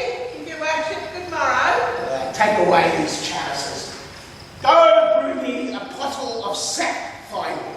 With eggs, sir? Simple of itself. I'll no put sperm in my brewage. How now? Marry, sir, I come to your worship from Mistress Ford. Mistress Ford? I have had Ford enough. I was thrown into the Ford. I had my belly full of Ford.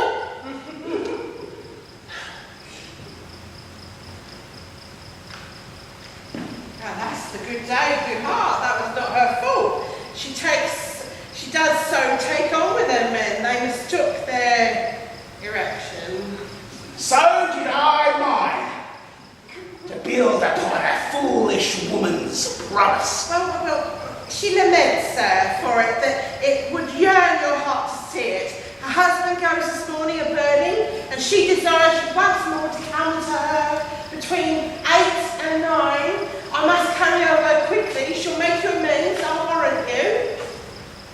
Well, I will visit her. Tell her so. And bid her think what a man is. Let her consider his frailty, and then judge of my merit. I will tell her. Between 9 and 10, says thou. 8 and 9, sir. Well, begone, I will not miss her. Peace be with you. I marvel I hear not of Master Brooke. He sent me word to stay with him. I like his money well.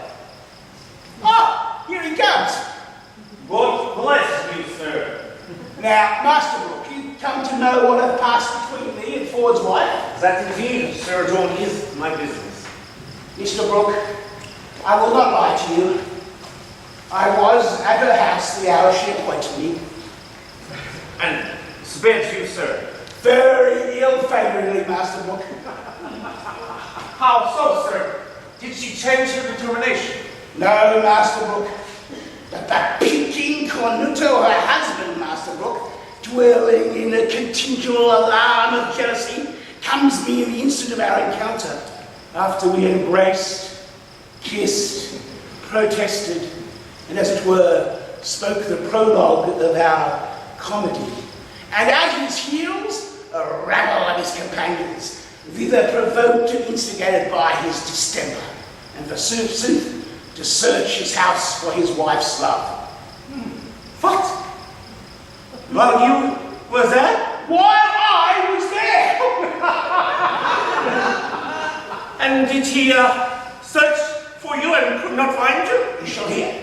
As good luck would have it, comes in one Mistress Page, gives intelligence of Ford's approach, and in her invention and Ford's wife's destruction, they conveyed me in the laundry. By the laundry. Rammed me in with foul shirts and smocks, socks, foul stockings, greasy napkins. That, Master Brooke, there was the rankest compound of villainous smell that ever offended nostril. How long lay you there? Now, you shall hear, Master Brooke, you shall hear. Being thus crammed in the laundry, a couple of Ford's names, his hinds, were called forth by their mistress to carry me. They took me on their shoulders, met the jealous knave, their master, at the door, who asked them once or twice what they had in their laundry. I quaked for fear lest the lunatic knave would have searched it. But fate, the door down me shall be a cuckold, held his hand. Well, I went in for a search and away went I for foul clothes. Think of that. A man of my kingdom. Think of that. That am as subject to heat as butter.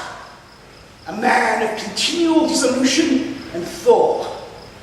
It was a miracle to escape suffocation. And in the height of this bath, when I was more than half stewed like and greased, like a Dutch dish, to be thrown into the Thames and called glowing hot in that surge like a horseshoe. Think of that, hissing hot. Think of that, Master Brooke. In good sadness, sir, I am sorry that for my sake you have suffered all this. My Susan is desperate. You undertake her no more. Master Brooke, I will be thrown into Etna, as I have been into Thames, ere I will leave you thus. Her husband is this morning gone a-birding. I have received from her another embassy of meeting.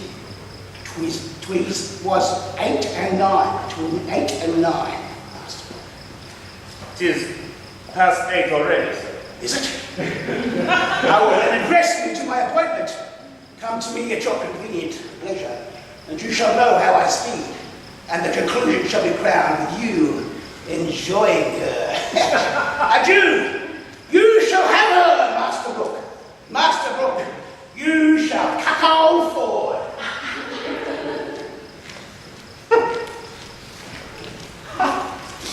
Is this a vision? Is this a dream? Do I sleep, Master Ford? Awake, awake, Master Ford. There's a hole made in your best coat. Master Ford, this is to be married. I will now take the lecture. He is at my house. He cannot escape me. 'Tis impossible he should. He cannot creep into a halfpenny purse, nor into a pepper box. But lest the devil that guides him to aid him, I will search in impossible places. Though what I am I cannot avoid, yet to be what I would not shall not make me tame. If I have horns to make one mad, let the proverb go with me. I'll be horn mad. I see I cannot get thy father's love, therefore no longer refer me to him, sweet man. Oh, let's go then. Ah, thou must be thyself. He doth object that I am of too great a burden, and that my state being born at my expense, I seek to heal it only by his wealth. Besides these other bars as he lay before me, my rights art, my wild societies, and he tells me 'tis a thing impossible that I should love thee other than a property. Maybe he tells you true. No. Heaven so speed me in my time to come.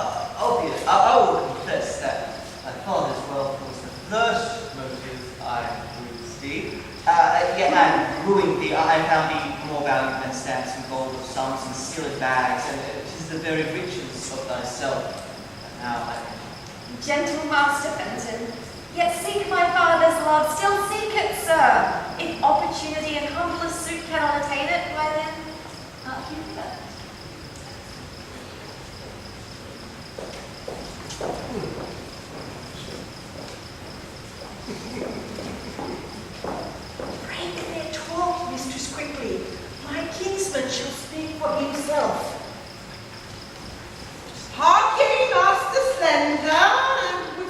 good word with you.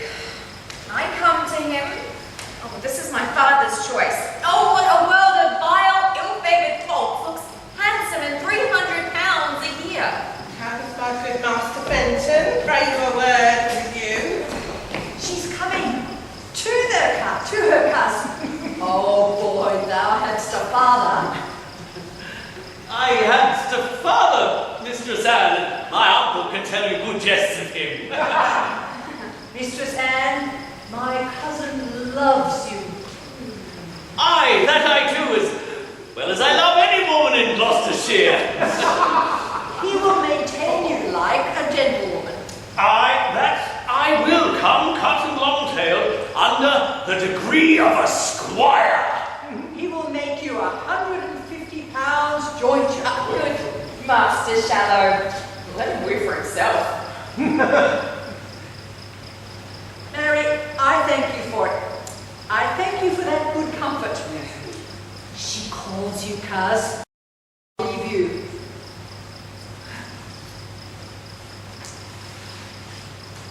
Now, Master Slender, Now, good Mistress Anne.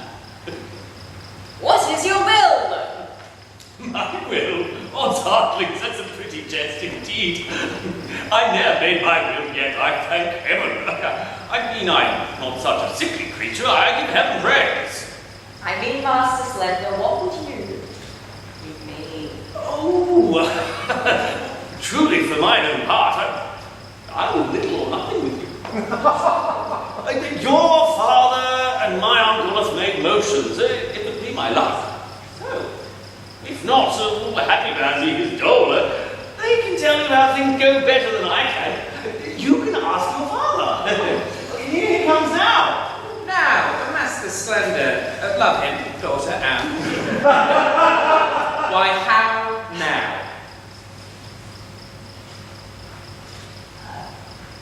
What does Master Fenton here? You wrong me, sir. Thus still to haunt my house. I told you, sir, my daughter is disposed of. Nay, Master Page, be not impatient. Good Master Fenton, come not to my child. She is no match for you. Sir, will you hear? No, good Master Fenton. Come, Master Shallow, come. Son Slender, in. Knowing my mind, sir, you wrong me, Master Fenton. Good Mistress Page! That I love your daughter in such a righteous fashion as I do enforce against all checks for abuse and manners, I must advance the colours of my love and not retire. Let me have your goodwill. Good mother, do not marry me to yon fool. I mean it not. I seek you a better husband. Well, that's my Master Doctor. Oh, alas, I had rather be set quick in the earth and bold to death with turnips. Oh, come, trouble not yourself. Good Master Fenton, I will not be your friend nor enemy. My daughter will I question how she loves you, and as I find her, so am I affected. Till then, farewell, sir. She must needs go in, her father will be angry. Farewell, gentle mistress. Farewell, then. This is my doing now, I say. Will you cast away your charge? I'm a fallen physician. Look on Master Fenton. I thank thee, I pray thee once in life, and you give my sweet ring. Now, there's thy pains as well. Oh, yeah. All right. Now, well, now heaven sends you good fortune.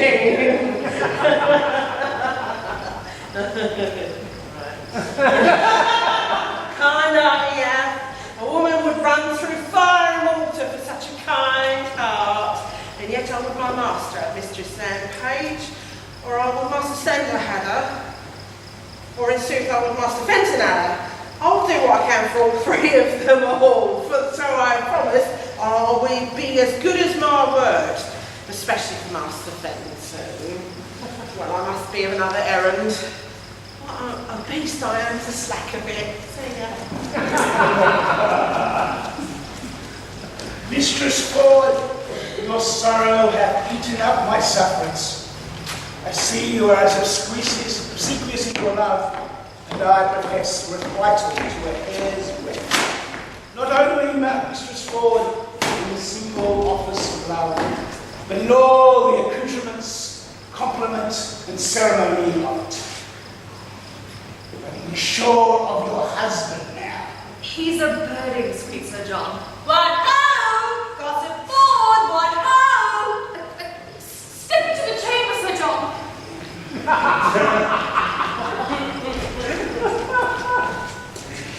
How now, sweetheart? Who's at home besides yourself? Why, none but mine own people. Indeed? Oh, certainly. Speak louder. Truly, I am so glad you have nobody here. Why? Why, woman, your husband is in his old moods again. He so takes on yonder with my husband, so rails against all married mankind, so curses all Eve's daughters of what complexion soever, and so buffets himself on the forehead, crying, peer out, that any madness I ever yet beheld seemed but tameness, civility, and patience to this his distemper he is now in. I am glad the fat knight is not here. Why? Does he talk of him? Of none but him, and swears he was carried out the last time you searched for him in the laundry. Protests to my husband. He is now here and hath drawn him and the rest of their company from their sport to make another experiment of his suspicion. But I am glad the knight is not here. Now we shall see his own foolery. How near is he, Mistress Page? Hard by a tree bent. He will be here anon.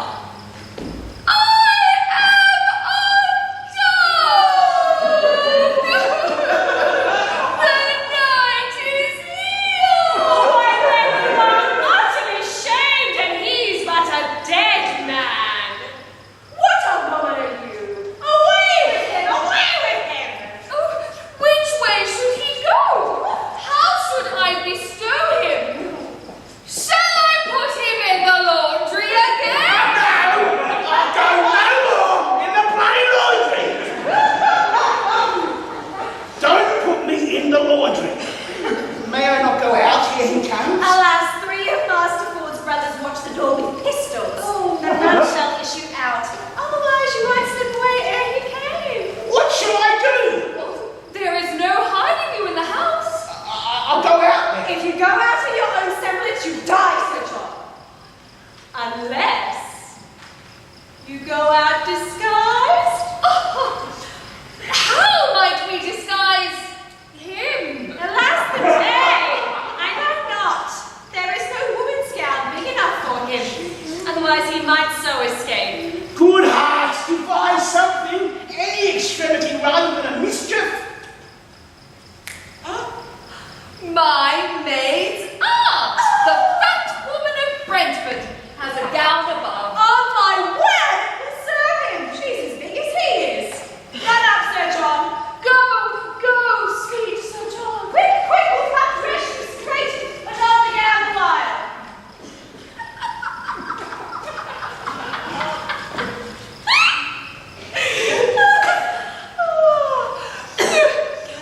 I would my husband would meet him in this shape.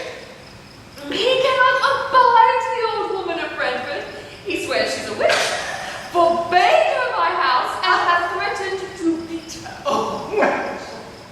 Heaven guide him to thy husband's cudgel, and the devil guide his cudgel afterwards. But is my husband coming? I in good sadness is he talks of the laundry too. How's he looking at that intelligence? Okay, we'll try that. For I'll appoint my men to carry the laundry again, to meet him at the door with it, as they did last time. Nay, but he'll be here presently. Let's go dress him like the witch of Brentford. I'll bring the linen for you. Hang him, dishonest varlet. We cannot misuse him enough. We'll leave him proof by that which we will do. Wise may be merry, and yet honest too. Go, sirs. Take the laundry again on your shoulders. Your master is hard at door. If he bids you set it down, obey him. Quickly dispatch! Pick it up. Pray not full of night again.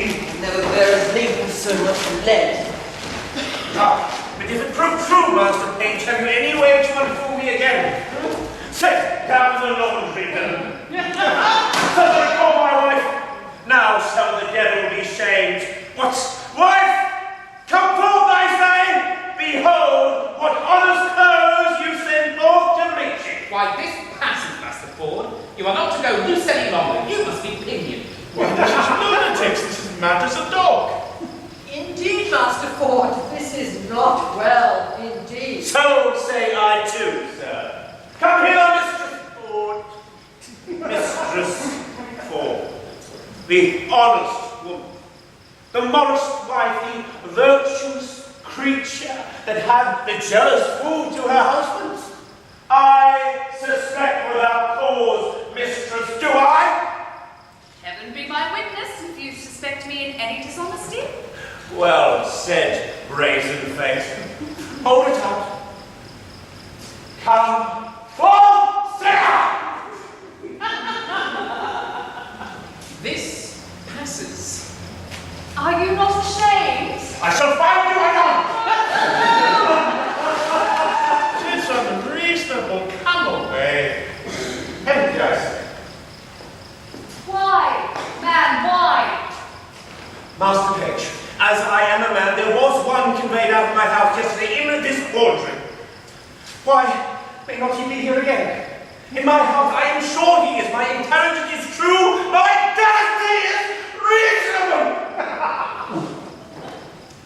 Here is no man. By my fidelity, this is not well, Master Ford. This wrongs you. Master Ford, you must pray and not follow the imaginations of your heart. This is jealousies.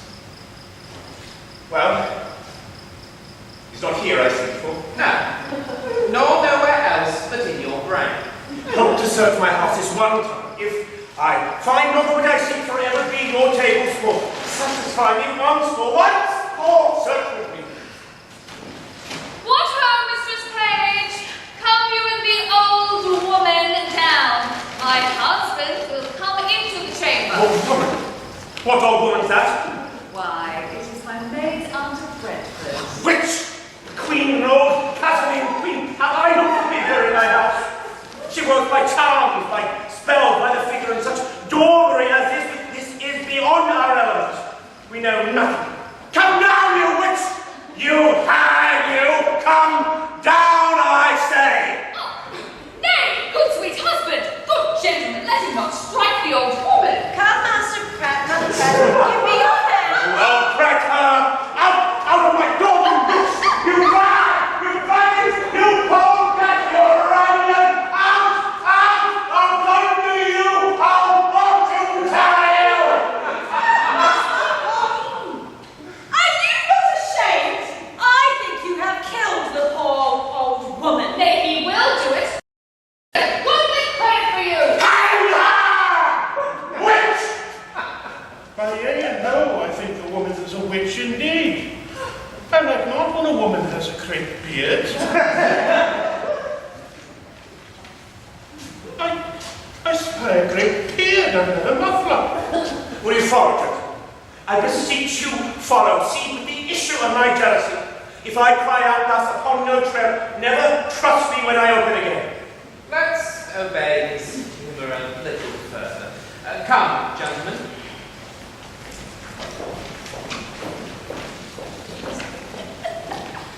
Trust me, he beat him most pitifully. Nay, by the master he did not. He beat him most unpitifully.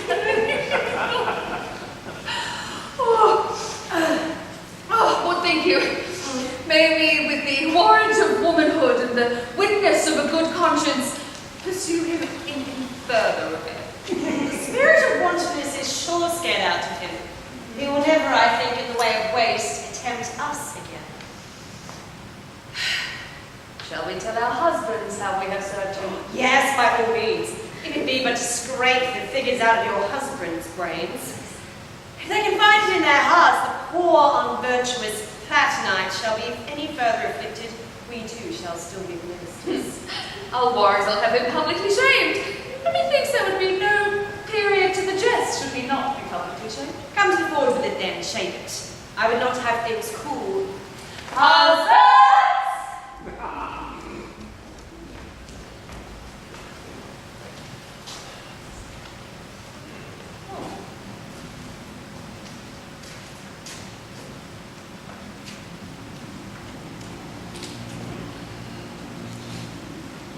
It is one of the best discretions of all that e'er I did look upon.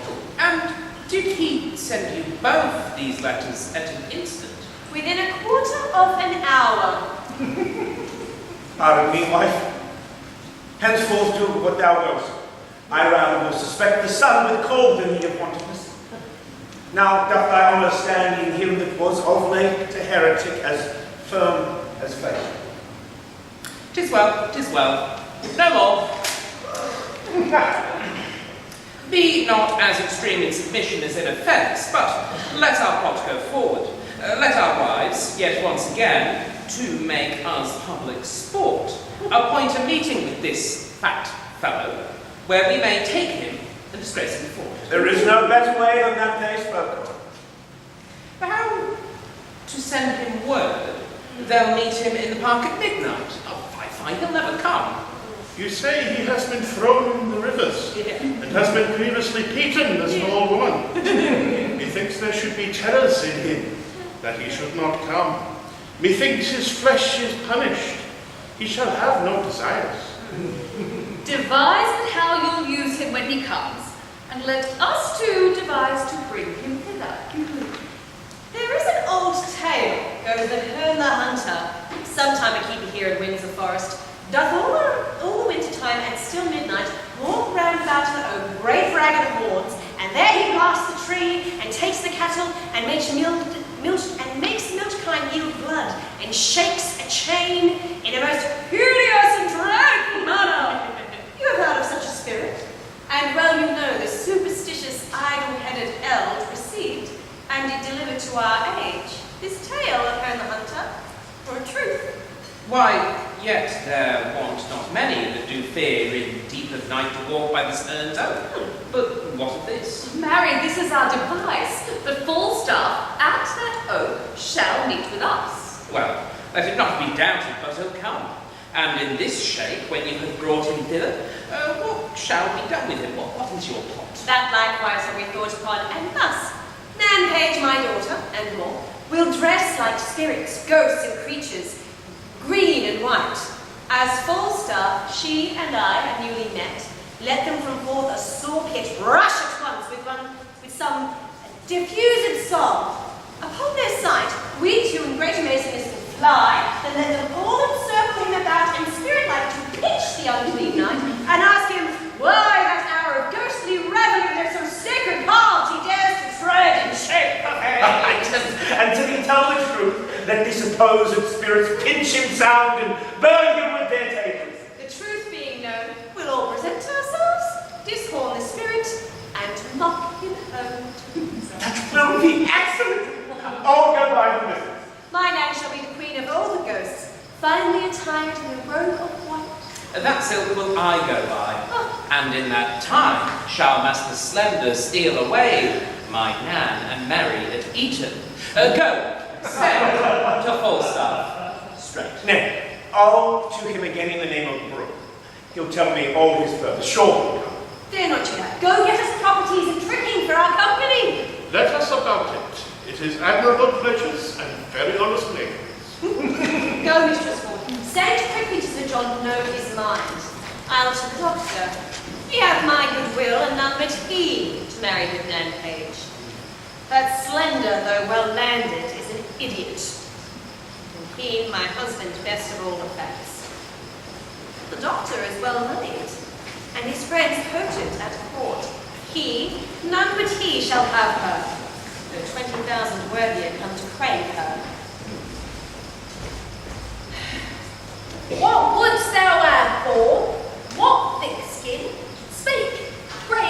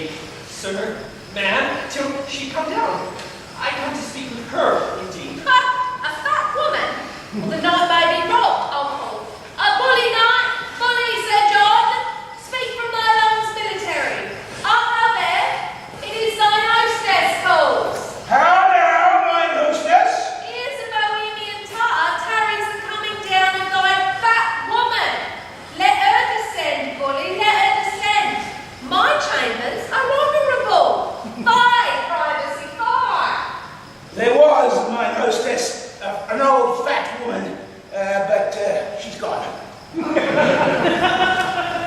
Pray you, sir, wasn't it the wise woman of Brentford? Mary it was, Master Michelle. What would you with her?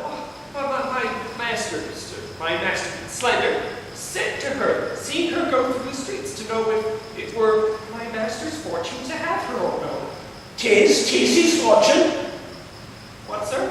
To have her or no? May I be so bold as to say so, sir?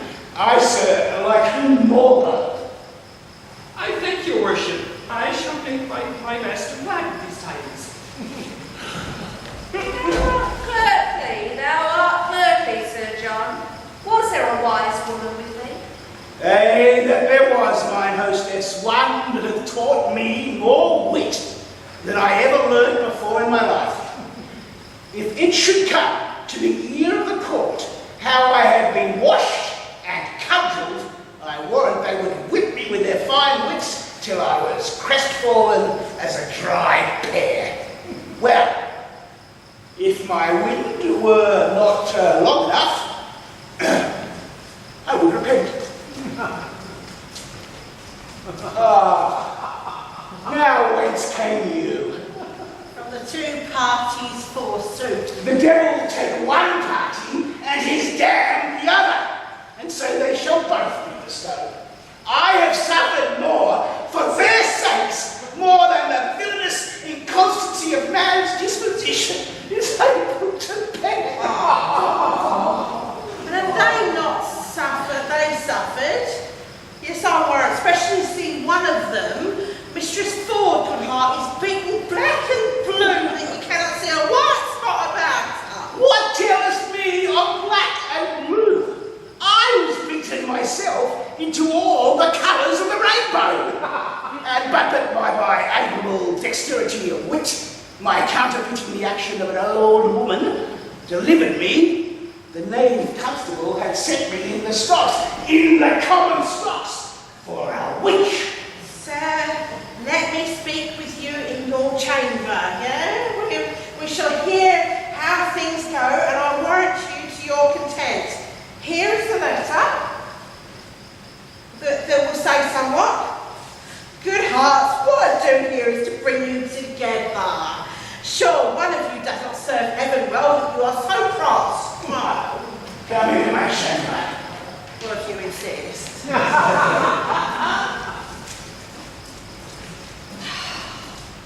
Master Fenn, talk not to me. My mind is heavy. I will give over all.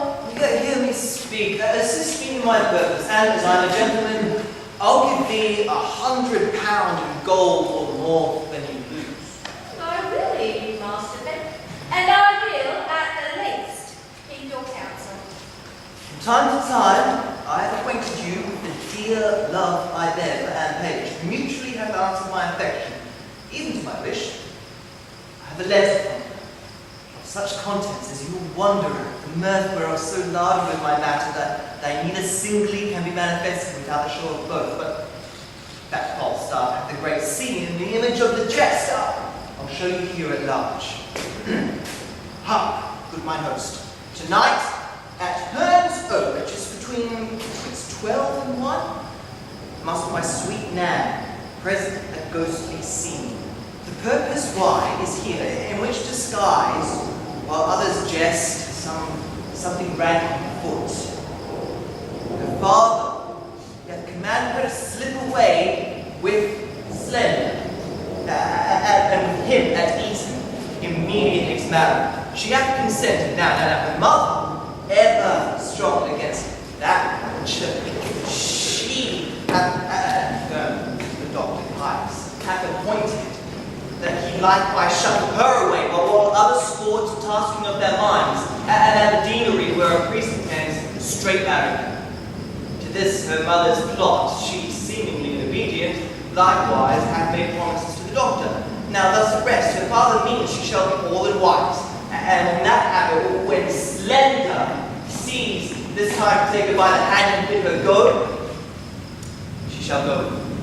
Her mother hath intended that better to note her to the doctor, that they must all be martyred, that quaint and green road, with ribbons that are flowing about her head, and when the doctor spies his vantage right, to pinch her by the hand, and on that token, may have given consent to go.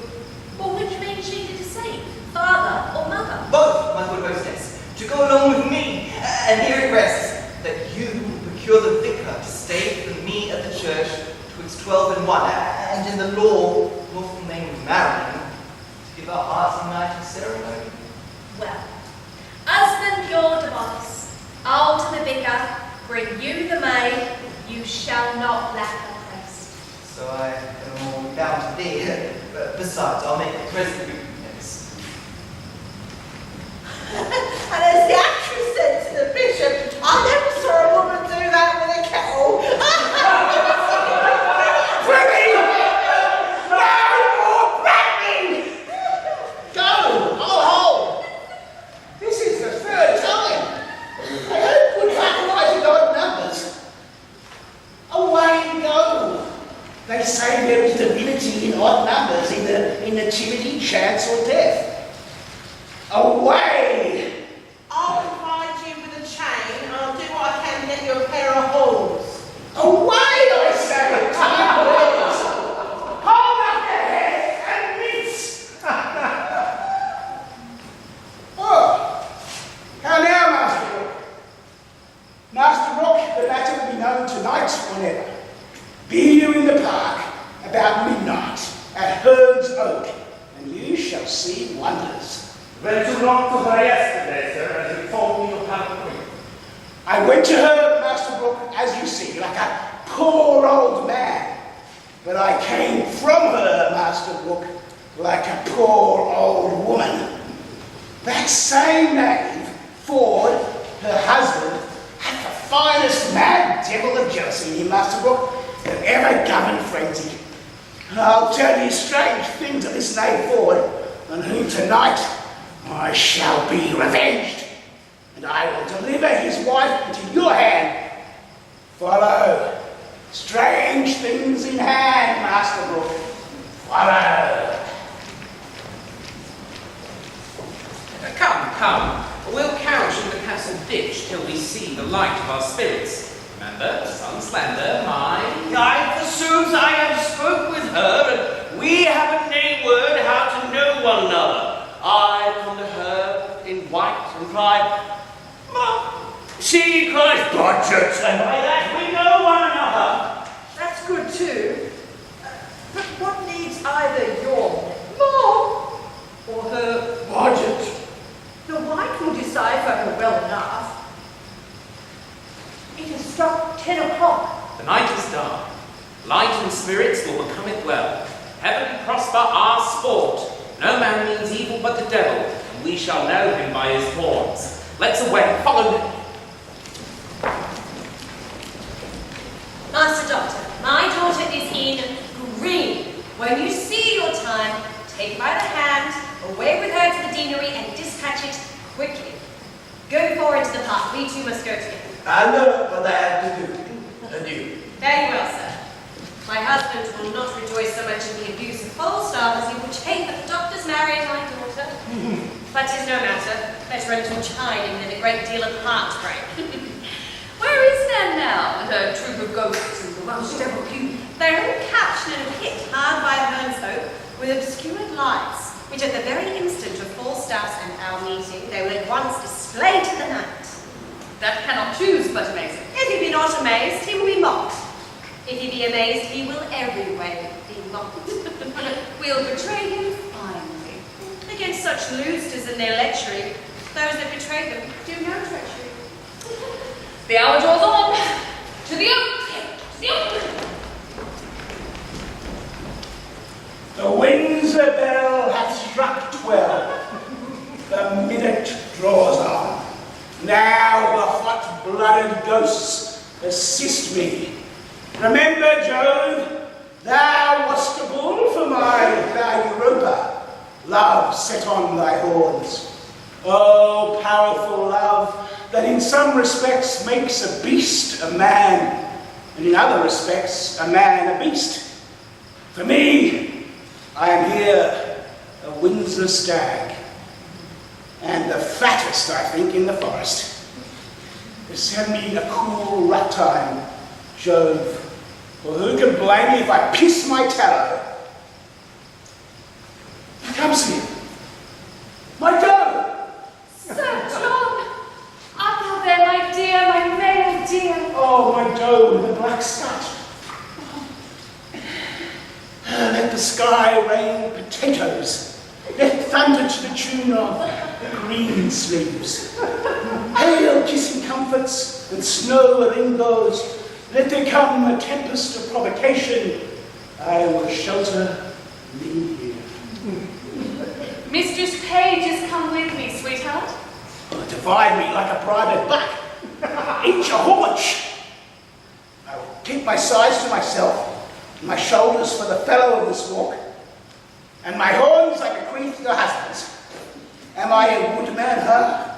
Speak I like Herne the hunter? Why now, is Cupid a child of conscience? He makes restitution, as I am a true spirit. Welcome.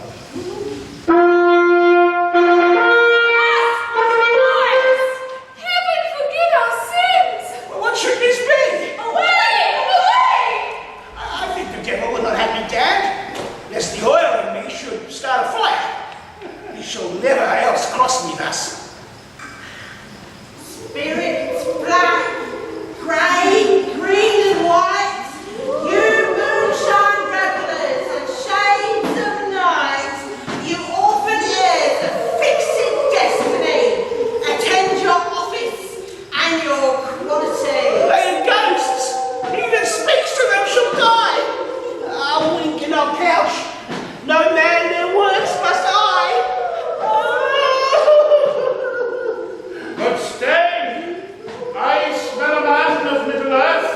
Heaven defend me from that Welsh spirit. Foul, vile word, thou hast overlooked even in thy birth. With trial fire touch me, his finger ends, and if he be chaste, the flame will back descend and turn him into no pain. But if he start, it is the flesh of a corrupted heart. A trial. Come, this wood take fire.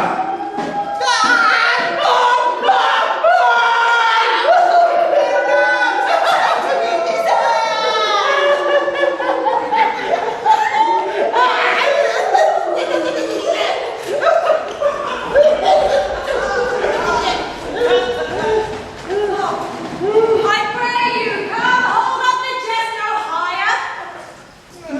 Now, good Sir John, how like you the Windsor wives? How now, sir? Who's the cuckold now?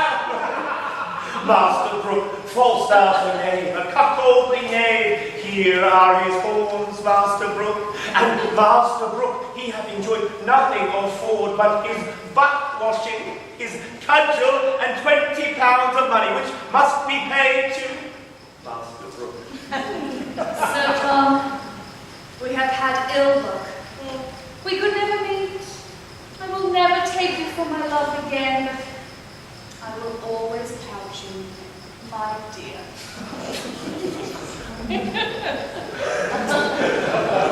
I do believe that I have become an ass. And these are not ghosts. I was 3 or 4 times in the thought that they were ghosts. And yet the guiltiness of my mind, the sudden surprise of my powers, drove the grossness of their foppery into received belief, in despite of the teeth of all rhyme and reason. See now how wit may be made ejaculate when 'tis upon ill employment. Sir John Falstaff, serve God, and leave your desires, and spirits will not pinch you. Well said, Spirit, you. And leave you your jealousies too, I pray you. I will never mistrust my wife again, till thou art able to woo her in good English. You've given to fornications, and to taverns, and sack and wine in the Theglands, and to drinkings and swearings and starings, pribbles and troubles. Well, I am your theme. You have the start of me. I am dejected. I am not able to answer the Welsh flannel. Use me as you will. Marry, sir, will bring you to Windsor to one Master Brooke, that your cousin of money, to whom you should have been a pander. Over and above that you have suffered. I think to repay that money will be a vital affliction. Yet be cheerful, knight. Thou shalt eat a posset tonight at my house, where I will desire thee to laugh at my wife that now laughs at thee. Tell her Master Slender hath married her daughter. Doctors doubt that. If Anne Page be my daughter, she is by this Dr. Caius's wife. What hope, Aunt Page? Son! How now, son? Oh, have you dispatched? Dispatched? I'll make the best in Gloucestershire, no odds. Of what, son? I came yonder at Eton to marry Mistress Anne Page, and she's a great lovely wench. If it had not been in the church, I would have swinged her, or she should have swinged me. I did not think it had been Anne Page, would I might never stir. Oh, my life, then. You took the broth! Now, what need you tell me that? I think so, when I mistook a wench for a girl. If I had been married to her for all she was in girls' and maids' apparel, I would not have had her. What? This is your own folly. Did I not tell you how you should know my daughter? I went to her and I cried, Mum, and she cried, Budget, as Anne and I had appointed, and yet it was not Anne. Oh, good George, be not angry. I knew of your purpose. Turned my daughter into green, and indeed she is now with the doctor at the deanery, and they're married. Where is Mistress Page? Baka, I am cousin. I've married un garçon, a boy, un paysan. Baka, a boy. It is not un Page.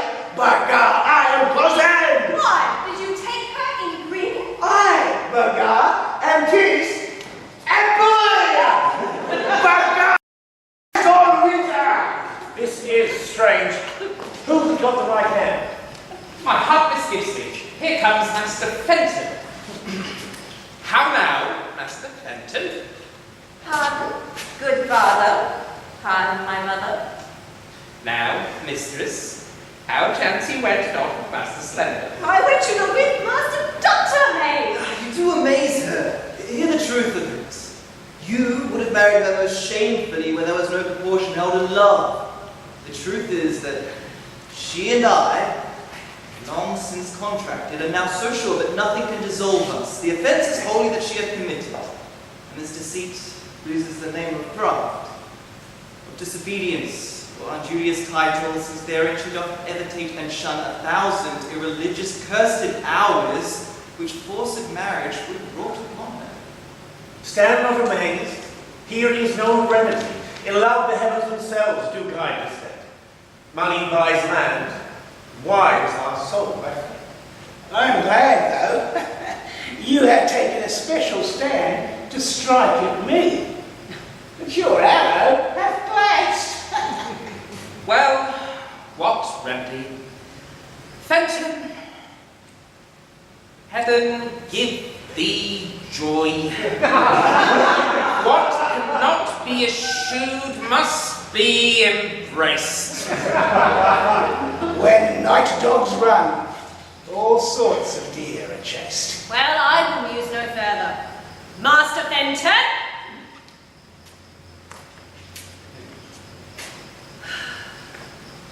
Heaven give you many, many merry days. Good husband, let us everyone go home, and after sport over by a country fire. Sir John and all. Let it be so, Sir John. To Master Brooke you yet shall hold your word. But tonight shall he lie with Mistress Ford.